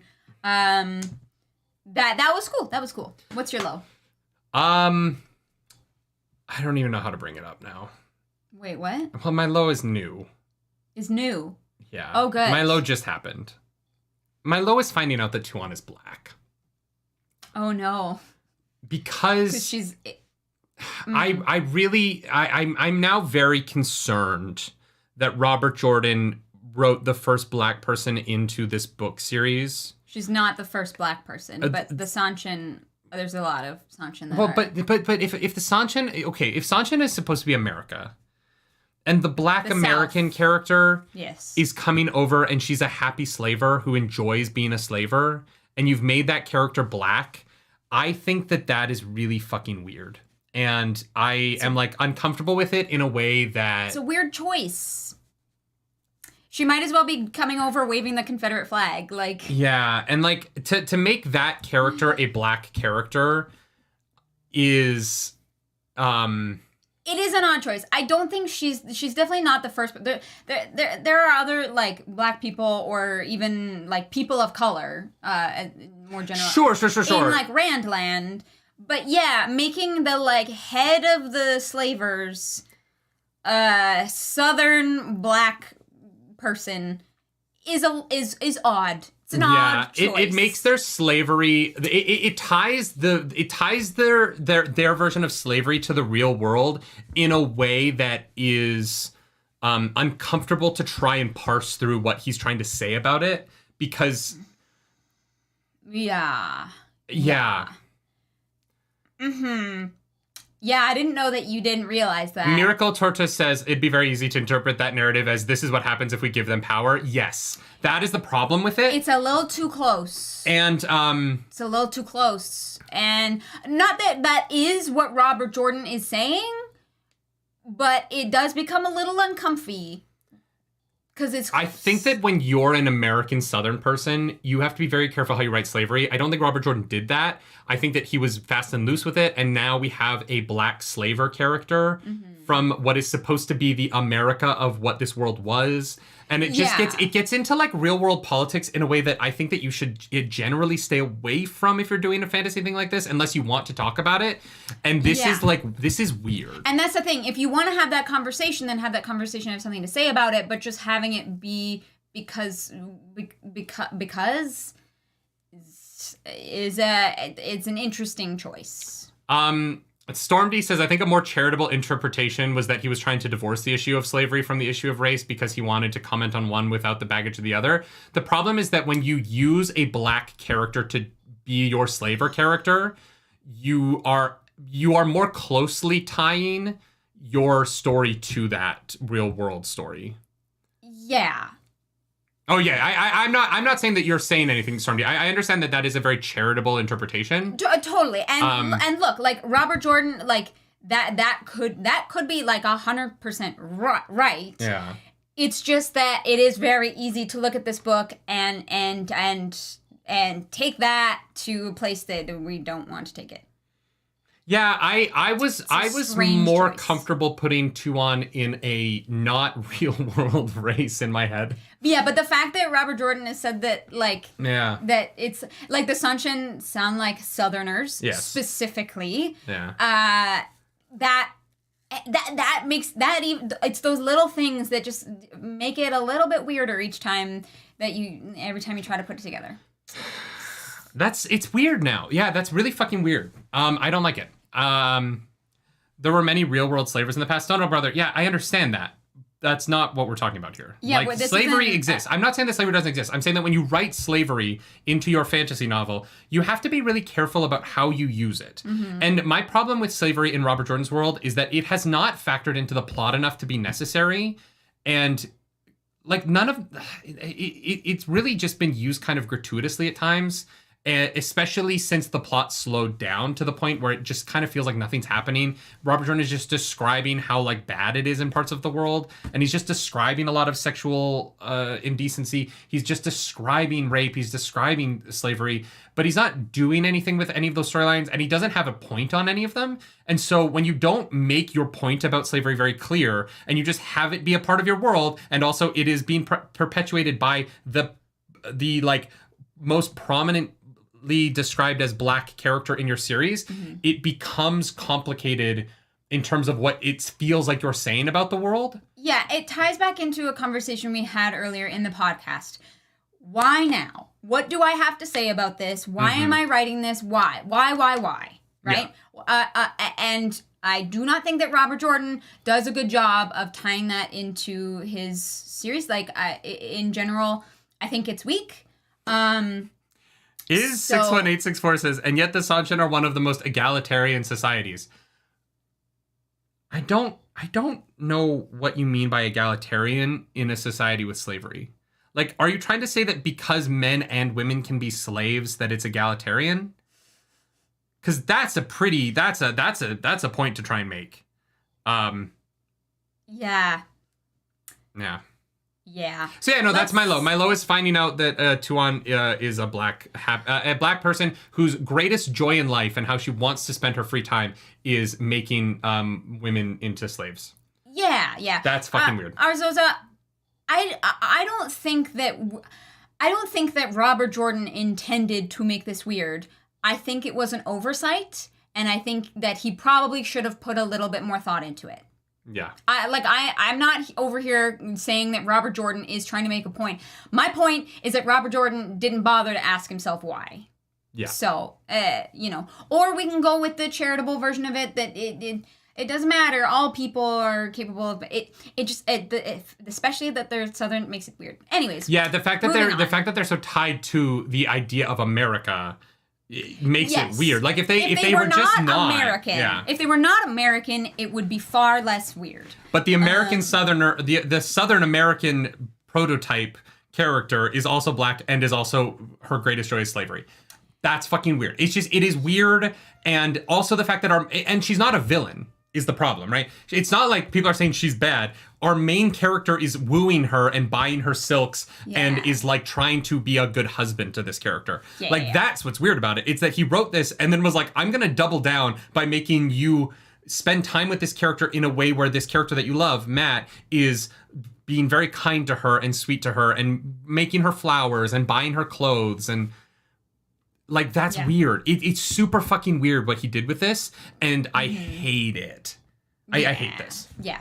It's not my favorite. Yeah. I do not think that there was like ill intent on Robert Jordan's part. Like I said, did want to clarify that. But my low. Sorry, I said my high. My low. My low is Egwene getting captured again. Is that your low? Sorry, did I steal? No. My low was the Tuon stuff. Yeah, Egwene, I think her plan is stupid. I think that the whole thing is kind of dumb.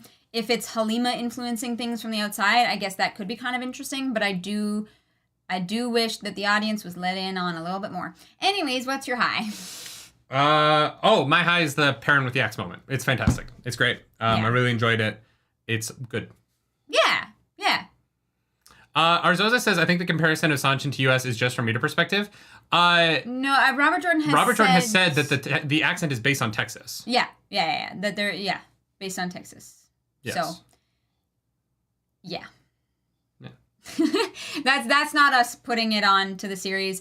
The drawl, other than it being it's called a drawl, I didn't think Texas before I heard that that's what Robert Jordan was going for. So... Yes. I was like, oh, okay. So if he wants to connect it to South, then that's on him.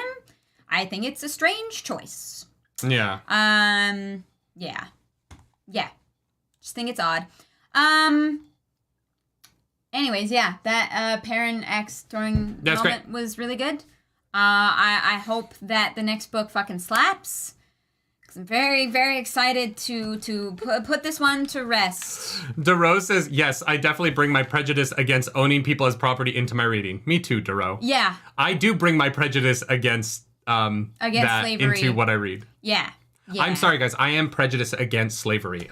So sorry about that. I hate to, you know what? I know we're so far into this podcast, and you might not have thought this about me. I don't know how, considering the way I talk about these books, but it's time for me to come out of the closet. Oh, yeah? I did this about my sexuality years ago, but now I will come out yet again to say I'm a prejudiced. I'm a prejudiced person against slavery and against I'm a bigot slavers. against slavers. I'm very intolerant of intolerance, y'all. Yes. Truly a tragedy. I know so many of you people here were thinking, wow, I can't believe that Nerdy and Claris would take such a strong stance. Well... Surprise! Nicholas Reed, welcome back to the Nerd Table. The return of Loyal, Bella, and Egwene getting captured. Old School Wheel of Time is back. That's true. We finally got Loyal back. Bella became a character for a brief moment, and then Egwene getting captured. It's like we are in the Great Hunt again. Someone named Wheel of Woke Sellouts is here to talk to us, so I'm sure you're going to be pleasant. Nerdy don't know black had slaves too. Wow, your grammar's fucking terrible. First of all, anyone you who... read any history? my point, I don't know how to fucking tell you guys this any clearer, but in case you are dense, like unbelievably dense, to the point of needing this described to you over and over and over again, let me make this perfectly clear. The Wheel of Time is not a textbook. It is a it is a fantasy novel. What? About a fantastical world that can be whatever the writer wants it to be because there's fucking magic in it. It doesn't have to have real world slavery in it because it's magic land with Trollocs and dragons and Turokin and all the other trappings. Anyone who's dense enough to use the word woke unironically does not understand that this is not a textbook. If you are going to say that the fantasy book should have slavery in it because the real world has slavery in it, then your first argument is fucking terrible. Michael Kioski, good thing we couldn't afford 14 textbooks. That hurts. That's true. That hurts. That's true. That hurts. You do not need to write slavery into your fantasy world. If you're going to, use it to say something about the real world because that's why we have art. Michael Jordan. Robert Jordan. Michael Jordan, guys. The greatest basketball player ever. Oh, God. Although whether he's the greatest ever is now debatable. But spicy. Look, LeBron James is only 173 points away from Kareem Abdul-Jabbar's scoring record. And once he passes that, he will have the scoring record and the titles record. It becomes harder and harder to say that Michael Jordan is the greatest of all time when LeBron has passed him in so many ways. Like when it was just championships, you can say, well, the league is different and like all of those kind of things. But when you look at like LeBron James' longevity as a player, like LeBron James, like 3 nights ago, threw up 46 points at like 40, however old he is, like 45. Like it is hard to imagine LeBron James scoring like averaging 20 points a game at this point in his career. Super hard to imagine. And he's still averaging like over 30. What LeBron James has done, whether you like him or not, and I understand why you might not like him, whether you like him or not, his longevity is one of the most impressive physical feats of human fitness in the history of the world. Super impressive. Anyway.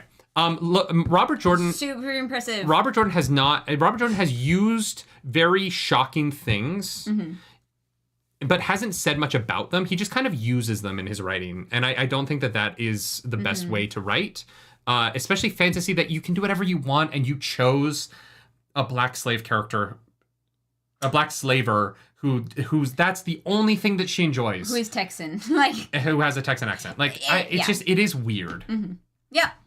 Yeah. Yeah, unfortunately, that is what it is. But sorry, Colonel Santos. I know that Russell has more titles than LeBron, but LeBron has more titles than Jordan. Is what I was saying. Yeah. Sports ball. I have absolutely no idea. I think that means Samantha A says, I think Jordan was trying to say something about slavery. Whether or not he got to finish saying that is up for debate. If you want to say that Robert Jordan was saying something about slavery, then you have to look at what he wrote about slavery, which is that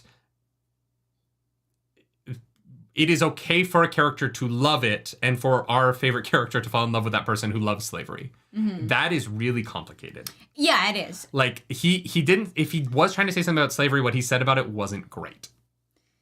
Yeah. I think it's better to like give him the benefit of the doubt. I don't think Robert Jordan did a good job of asking why. Yes, I think that he was so caught up in trying to like create this world that he did not do a good job having a perspective on it. Yeah. Because once I start to ask what his perspective on it is, it takes me down a road I don't like. Yeah. I don't like a lot of Robert Jordan's perspectives. Yeah, me neither. And especially his perspectives on women and how they interact with one another. And so I'm just going to say that this is not actually how Robert Jordan sees women, because otherwise I'm going to be very disappointed. Christian Rapper says none of the main protagonists agree with slavery. It is viewed as awful. When they first interact with it, yes. Yeah. And all of them are softening to it. All of our main characters are becoming more comfortable with the idea. Perrin is about to work with a slaver. Rand is asking for a truce with the slavers. And Matt is now dating a slaver. All 3 of our main characters, who have in the past said that they are against slavery, have, over the course of these books, become more open to the idea of it. That is the path. That is the journey we're on. Now, I don't know where that ends. Yeah, the problem is we don't know what the heck these alliances or truces or whatever it is really mean yet. Yes. And so, unfortunately, we don't have all the information. But from our perspective here, finishing at the end of this book, it's weird. It's definitely weird and a little suspicious. Yeah, I am concerned that at the end of this book, all of our main characters Egwene's been kidnapped. Elaine is not. Elaine is like the one exception. But Egwene has been kidnapped again because she had a terrible plan that, of course, didn't work. Rand is trying to have a truce with the slavers. Perrin is about to work with the slavers to free his wife from the other people who have her enslaved. And Matt is now courting a slaver. Yeah, and that is where this book ends. That's what this book is about. And here's the thing. Next book, I hope that these are like issues and things that are addressed that our main characters have to deal with, and they stay true to being our protagonists and like trying to be good people, right? Matt has tried to do a good thing by like freeing people, even though it like was a detriment to him. But unfortunately, stopping at this book, we don't have future perspectives yet. So from this standpoint, it's a little odd. Yeah. Yeah. Yeah. Shall we? Chris sleeping. I just want to throw this point out there. I wish the series focused more on destabilizing the corrupt Seanchan Empire instead of book after book taking about the rebel and loyalist Aes Sedai drama. I agree with that, 100%. I agree. Yeah, I would be more invested in that for sure, because the White Tower just sucks, and I don't really give a shit about most of them. So. I forgot to say, the fact of the matter is, as much as they don't like the Seanchan society, everyone has to come together against the Shadow, whether they like each other or not. Here's the problem with that. Coming together against the Shadow means coming together against the evils of the world, because the Shadow is not a person. His influence on the world is. Slavery is an inherently evil thing. Yeah. Inherently evil. Yes. So, in order to fight the devil, you actually have to come together against the evils of the world, not the person, the devil. Therefore, every step that you make towards accepting slavery into your side is a victory for the Shadow. Inherently. Yes. That they're fighting the devil. The torturing. They have to fight his influence on the world, and his influence are the bad things. Yeah. Slavery. Yeah. Like, and the raiding of like Massima's people, going around burning steel, like those are the evils that the Dark One what is the word for that? Is symbolic of, right? Yes, there is like an actual like devil, but that's not as important as the influences on the world and the evils that are like running amok in Randland, in Seanchan, in everywhere, right?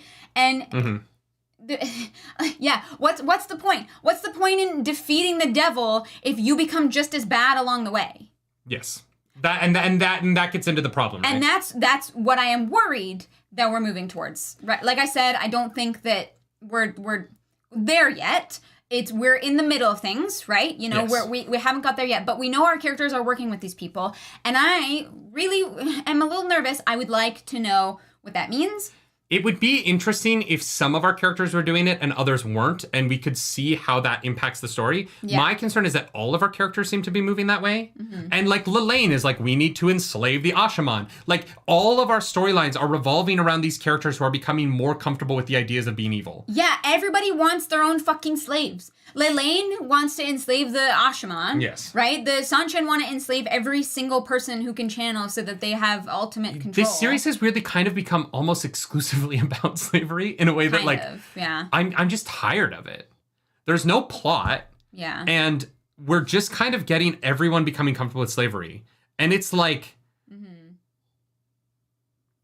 yeah, it's tough. It's tough. It's a tough book. It's not a good book. It's a bad book. It's poorly written. It's a mess structurally. And on top of that, the ideas that it wants to play with, it doesn't have a good perspective on. And I think like is fundamentally wrong on. Yeah, I think that we are going to get more perspective as we go along. But we can only talk about where we are currently in these books, right? I'm very hopeful. I am optimistic that there is something to be said here, because this is such a huge part of the conversation. I would be baffled if if there was no point to it, right? But this is the information that we have, so this is what we're working on. I know, but the problem is that the slavery thing is from book 2, and it's book 11, and nothing is happening, and so it is just... It's becoming worse and worse and worse and worse. It is only us becoming more comfortable with slavery. in these books and nothing else lately. Like even and like that's I'm like fuck like. Even the weird, like, water bond compulsion thing. Like, with Lan. That still has not been addressed. Super fucking weird. Like, yeah, no, it's totally okay if we do that to these people. Yeah. Like, Morel is a person, like, yeah, I know, tries to save these waters, but, like, that's kind of fucked up. Like, yeah, there is a lot of unanswered stuff for us at this point in time. And it's just, it's dragging on to the point where I'm like, if you want to get to the point, get to it. But like, if you're just going to keep doing this, like I would have stopped reading. I would have stopped, honestly, if it weren't for book club and if it weren't for the fact that I know the memory light's coming and that there is an end, I'd be like, okay, Robert Jordan was off his rocker a little bit about slavery, wanted to write about it, and he wrote a bad series. I would have stopped and I would have said that. I would have told, if it weren't for book club and it weren't for the fact that I know that like it has an ending and everyone says the ending's great, I would have stopped reading in Path of Daggers. And if people asked me if they should read The Wheel of Time, I would have said no. It's a very weird book about spanking and slavery. It's not worth your time. That would have been my perspective. And if someone were to ask me tomorrow if they should read The Wheel of Time, I'd be like, don't ask me, I'm not done yet. Yeah. Because right now, my perspective on it is it's not great. It starts off so solid and then it gets lost really bad. Yeah. And so I'm hoping the ending gets me back to it. I really do hope the ending gets me back to it. But I have not enjoyed the series in multiple books, even though there have been great moments. The End of Winter's Heart, really great. The rest of Winter's Heart isn't, right? And I can't, like, until I read the ending for myself, I will not recommend this series to anyone because this middle section is like a million words that I don't think are well handled. Yeah. Yeah. The slog is real. The slog is very real. The slog is real, unfortunately. So we're going to come back.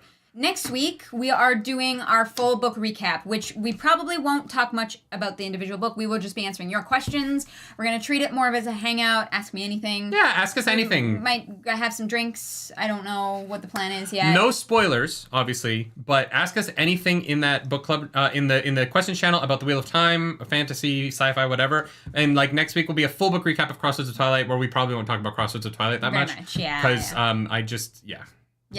Yeah, it'll be fun. We'll have just gotten back from Denver, so we might talk about our trip a little bit.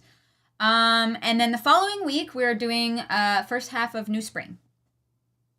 Yes. Right? Yes. Yeah. First half of New Spring. If you guys could go into the Discord and decide where the middle point of New Spring is, we would appreciate that. Yeah. Because that's what we're reading next. The reason for that is because we were traveling for Katsucon in the middle of the month. We didn't want to break up the book in a weird way, so we're doing New Spring first half, New Spring second half. Probably, I don't think we're doing a full book recap for that. We likely won't need to. It's not that long, but we are looking forward to that. It's probably going to be a breath of fresh air. Hold your fire. Thank you for that super chat. I wonder if RJ's declining health is part of the reason for poor writing in this book in particular. I don't know that he was sick at this point. I've heard many different, like, nobody seems to agree on when Robert Jordan was sick. Yeah. So I'm not willing to give him the benefit of the doubt on that one. Yeah, I don't know. His editors and his publishers still put this out. He said he was experimenting, and we know that it didn't work. Yes. So it's fine. Yeah. God, there's some terrible takes in chat. Yeah, no, trust me, I know. Here's the last thing I want to say. I understand that I haven't read the whole series. I get that. And that there is more information coming about the slavery thing. But the fact that we've had the conversation that we've had for 10 books is, in my opinion, a failure on Robert Jordan's part. No matter how he ends it, I still think that I think that there are many failures in the writing of The Wheel of Time, particularly around how women and slavery are handled. Yeah. Sure, there could be great moments that rectify some of that in the final books. That does not change that it is not handled well up until this point. Yeah. And if you think otherwise, that's fine. That's your perspective. My perspective is that this is not a perfect series. There are some pretty big problems with it. And that's just where I come from. And this book was not the first time it was bad. Go back. Like, people have been complaining about the fact of how woke we are, talking about how women are treated, going back books. People literally hate watch this podcast so that they can be like, oh yeah, these people are so compassionate and woke. It makes me feel way better about my dog shit selfish values. like if you go into the comments of book club, unfortunately there are people like that, and to which I say thanks for the views and the engagement, because we're gonna actually find people that we care about having in the community. I think that Robert Jordan, I'm not saying he's a bad person, but I do think that he is not as accomplished an author in some areas as he is others. And the areas he's really good at, there's a reason this is a New York Times best-selling series. The things he's great at, he is fucking amazing at. The things he's not good at, he's not good at. And that's okay. I don't think that your art has to be perfect to exist. Yeah. That's why I'm not stopping. We're going to be back next week, but there are some missteps in here that are disappointing. Yeah. Especially considering like the first few books don't have them at all. Yeah. Yeah. Yeah. Anyway, excited for new spring. I'm very excited for new spring. Yeah, anyone who uses the term woke, I just laugh. I can't fucking take seriously anything that comes out of their mouth. But like Wheel of Woke sellouts. Yeah. Sorry, but if you're trying to say that black people also had slaves, therefore we can forgive it, I'm sorry, you are going to be banned. Can someone ban Wheel of Woke sellouts, please? Yeah, we do not need you in our chat. Appreciate all your perspectives, guys. Mega KYX, thank you for joining the book club, the Nargs. Yeah, we looking forward to the you. next books with you. You as well. Yeah, we're looking forward to it. Thank you. That's it. If you like this video, like and subscribe to the channel. I'm sorry this was a kind of downer ending, guys. This book was a downer, and I don't know what to do about it. Like, subscribe to the channel. We will get to Knife of Dreams. Apparently the book's great. I'm very excited for it. But we're going to do New Spring first just because of some scheduling. Yeah, we wanted it to be like a more uninterrupted week to week, and the Katsucon middle break, we were like, nah, we'll do New Spring because it works out perfectly. So I know some people are like, no, don't do New Spring yet. Sorry, we're doing it. It's going to be fun, I promise. I am very excited. Yeah, I'm excited for New Spring. I'm excited to have Moraine back. Apparently she's in that book. I'm excited for a shorter book. That is going to be nice because this one was long. Yeah. I'm also excited for Knife of Dreams. We're going to get to it, guys. We're going to get to all of this because at Jordan Con, we're going to be done with all of Jordan's books. Yeah. Which is going to be interesting. And I cannot wait to talk with people in person about The Wheel of Time. That's going to be so exciting. Yeah. Is there anything else? I know people are very concerned about us getting spoiled at Jordan Con. Too bad, we're fucking going. And Jordan, I reached out to some people at Jordan Con. I'm still trying to find like a room for us to do something. We might have to like rent a theater or something to do our own thing. Here's the thing: we're as far as Jordan Con itself goes, we're probably gonna arrive, be like, find a corner to go hang out in, and people can come say hi. We're not gonna go around and walk and deliberately try and like look for spoilers or sit in on like panels. We're gonna be very careful. I promise. It's gonna be fine. Come say hi to us. It's gonna be a blast. Yes, and if you walk up to us and spoil us with the intention of spoiling us because you think that it's funny or something, I had a dream. You will. Yeah. Don't do that. I will punch you because if Nerdy does it, he'll get arrested. But if I do it, You'll also get arrested. Bleed a little bit. We can't punch you, but like I don't know. We'll come up with a. Hold your Cat fire. Swain will show up and spank you, I guess. Hold your fire.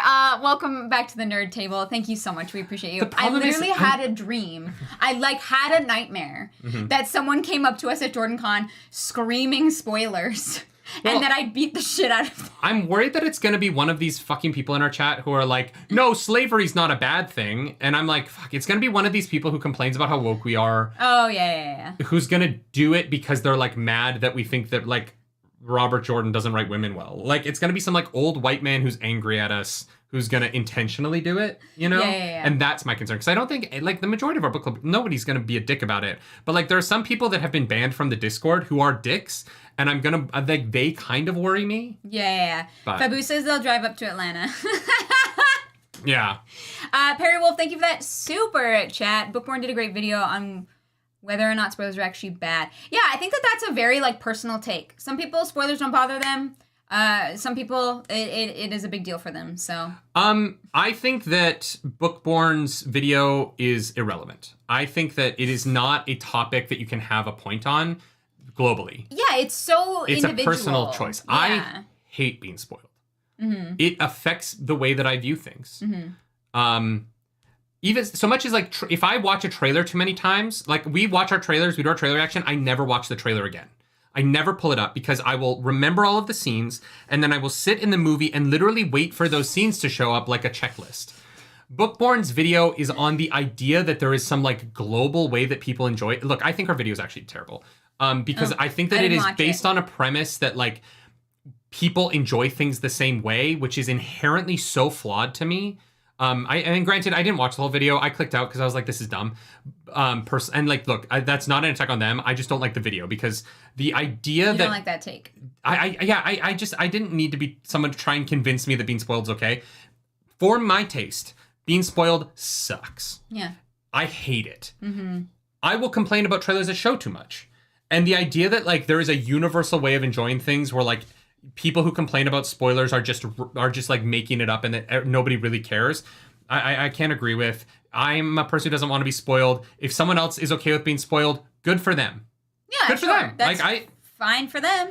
It is a unique, enjoying art is a unique experience. We're all going to do it differently. And so anybody who says like, my argument is that the people who hate being spoiled are wrong, it's a unique experience. You cannot make a video about whether or not someone else will enjoy something the way that you do. That's not how this works. Yeah. If it was, everyone in our chat would agree with us, but they don't. And that's fine. I'm not saying you have to agree with us. I'm saying you have to be kind and like, there's a line. Yeah. You don't have to agree with everything that we say. But like, I don't think everyone else read the books the way that I did. I'm sure there are people who love Crossroads of Twilight, and that's great. I just think it's terrible. Yeah. That's not me saying that everyone has to think it's terrible. Yeah. Right? Yeah, these are our opinions, and these are the reasons behind them, but, like, that doesn't mean it has to be your... Like, if we were all the fucking same, life would be so boring. And yeah, I think that the like arguing an idea based on the premise that everybody enjoys art the same way is just inherently flawed. Her argument wasn't that general. She pretty much said the same thing as you in the end. I didn't get to the end. Then I just kind of like turned it on and I kind of clicked out of it. I didn't like the video, but that's the only thing I've ever seen of theirs. So I don't know them. This is not me like coming for them or like trying to start drama. I clicked out of the video. That's all. Yeah. No. That's yeah. Yeah, so controversial. Be kind to others and have your own opinions. Like, Baka Karn says, on the issue of spoilers, please moderate your AOT comment section. That community loves spoiling newbies. I don't read the comments. We don't go in the comments, so don't worry about it. I feel bad because like there's nothing I can do for other Attack on Titan newbies. If someone is watching Attack on Titan for the first time and then clicking into our reaction, I'm sorry. There's no way. We literally can't keep up with it. And I don't have enough money to pay people to moderate our comment section. And so it's just not realistic. So if you are an Attack on Titan newbie, do what we do. Do not read the comments in the Attack on Titan videos we do not have the funds to pay someone full time to go through our comments. That would be a full-time job. Like guys, we get probably 3,000 comments a day on our YouTube videos. Like, we don't have the money to pay someone to moderate it. So if you don't want to get spoiled in the comments, do what I do and don't go in. Yeah. Yeah. There's like only the so Expanse, much we can do. I haven't read an Expanse comment in a while. I've responded to a couple that popped up that from like if you super thanks and stuff, or if you're like a trusted person, then if I know you, I might respond. If you're in the Discord, there's a better chance that I will respond. If you're in the Discord a lot and I see your name in the Discord, there's a better chance I'll respond to your YouTube comments. Yes, fair. But general people, I just don't read them because I literally like, we just don't have a way to do it. Like there isn't a way to moderate it, right? It's so many people from all over the world that I literally like, Yeah, no, I there's only so much we can do. We do so many things, and our mods are like, they already put in so much work for us that there's no way we could have someone moderate the comments. Yeah, I would never ask our mods to do that. I don't, I do everything I can to make our mods' job as easy as possible because we can't afford to pay people yet. If we get to a point where we can, we will. You know what I mean? And I'm endlessly grateful to our mods. Yeah. You do more than should ever be asked of you. Yes. And I am grateful. I wish that I could pay you all full-time salaries.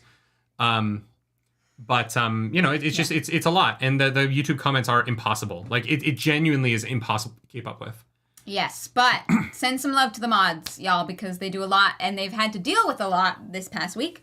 I heard you pay them with cocaine. No, I do. We do buy our mods meals whenever we see them. So like, our mods have never paid for a meal that we've gone out with them with, and that's the best we can do yet. But and I'm working on getting Monkey a cake. Mm-hmm. So I'm figuring that out. Dakuna's not here, but they're in the UK, so we'll buy them dinner. Yeah. When we're over there. High five for our podcast getting selected for Star Wars Celebration. Oh, I forgot. How's that to leave out on a high? That's what I mean. I was like, let's go on a high, guys. If you like this video, make sure you smash the like button and make love to it like we're about to do in the Smut Corner, because that's what it is. You can also follow us around the internet. I'm at nerdynightly. And I'm at Claris Polaris. Sorry, I was reading this comment. The endgame costumes are going to be spoilers. Guys, I don't understand. I still don't get how costumes can be spoilers. We're going to go sit Unless in the a costumes corner. say, like, this character dies on this date, on this page. Like, I don't get how, like, they're all just going to be fucking dresses and cotton sores, right? That's the thing. We're not going to recognize the dresses because there's a billion of them. So Guys, I don't read the descriptions anymore. I did not. I somehow missed that Tuon is black. You did miss that. Blue, yes, Star Wars. We will be doing a book club on the book Battle Scars by Sam Maggs. Yes. Which is an in-between story between Jedi Fallen Order and Jedi Survivor, which is coming out shortly. So that is going to be a hell of a good time. We're very, very excited for that.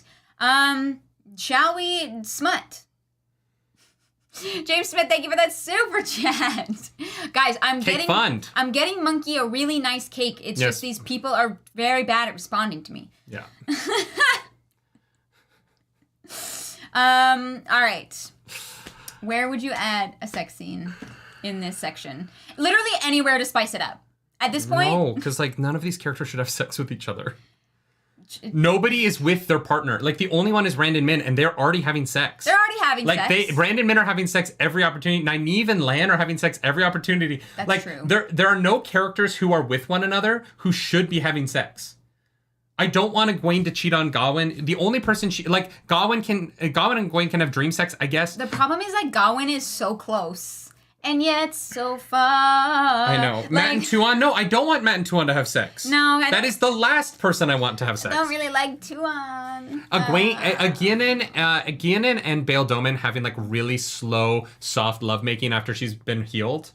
And he's like, the like tension of her like healing breaks, and when your partner gets hurt and they come out of the hospital and there's that like first time after they've recovered where you can have sex again for the first time, but it's been a minute because they've been injured. That's the only sex scene I care about is Bail Doman and Egwene's like very soft lovemaking for the first time after a while because she's finally fully healed. And you know that Val and Luca and his wife, fuck, like the way that she is described. Yeah. Oh yeah.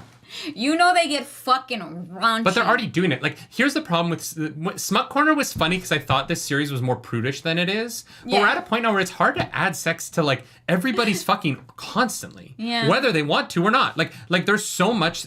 we started Smut Corner because we thought this was going to be a rather sexless franchise. Yeah. And now, like, Rand is having, like, fucking, like, dream orgies... where like his orgasms are being like transmuted across the country into other people's bodies. Mm-hmm. Like this series is so horny that it's like, yeah, the characters who are having sex have more sex. The fucking married people fuck each other. Like, I don't know. Smut Corner is not fun when everyone's fucking all the time. Smut Corner is fun in like the Lord of the Rings because you're like, yeah, Gimli and Legolas fucking bone down in a cave. But here, everyone's married. That's true. Although I think that Aludra is a better match for Matt. Oh, Aludra's not giving it up. Aludra knows Matt's not high enough quality. You know what I mean? She knows better. Wow. Aludra's got that. Aludra's got that grippy, and she does not just give it to any man. I don't like that. It's because you don't spend enough time on TikTok. Celibacy corner. Instead, we will tell characters not to have sex at the end of our podcast. You should not procreate. You're a terrible example of humanity. How did this go? How did we go 3 hours again? And why are people still here? I'm just complaining. I know exactly why we went 3 hours again. It's because people are like, because you are venting out people's frustrations with this book. Yeah, and then like people argue with me and I'm happy to fight. Yeah. We have to watch Vox Machina though. We do. We have to go watch Vox Machina. Because I need to start editing that. Right. So let's yeah, but honestly, Matt likes him older, so if Matt's happy and she's happy and consenting, who are we to tell him? Look, once you're past like 22, fuck who you want. Yeah. You know what I mean? Mm-hmm. Like, once you're an adult, I don't really care. If you're like 18 though, it's weird for an 18-year-old and like a 35-year-old to fuck. That's weird, right? Yeah, but like if you're like 23 and you're having sex with a 45-year-old woman, I don't care. You are old enough to make your own decisions, so I guess go off.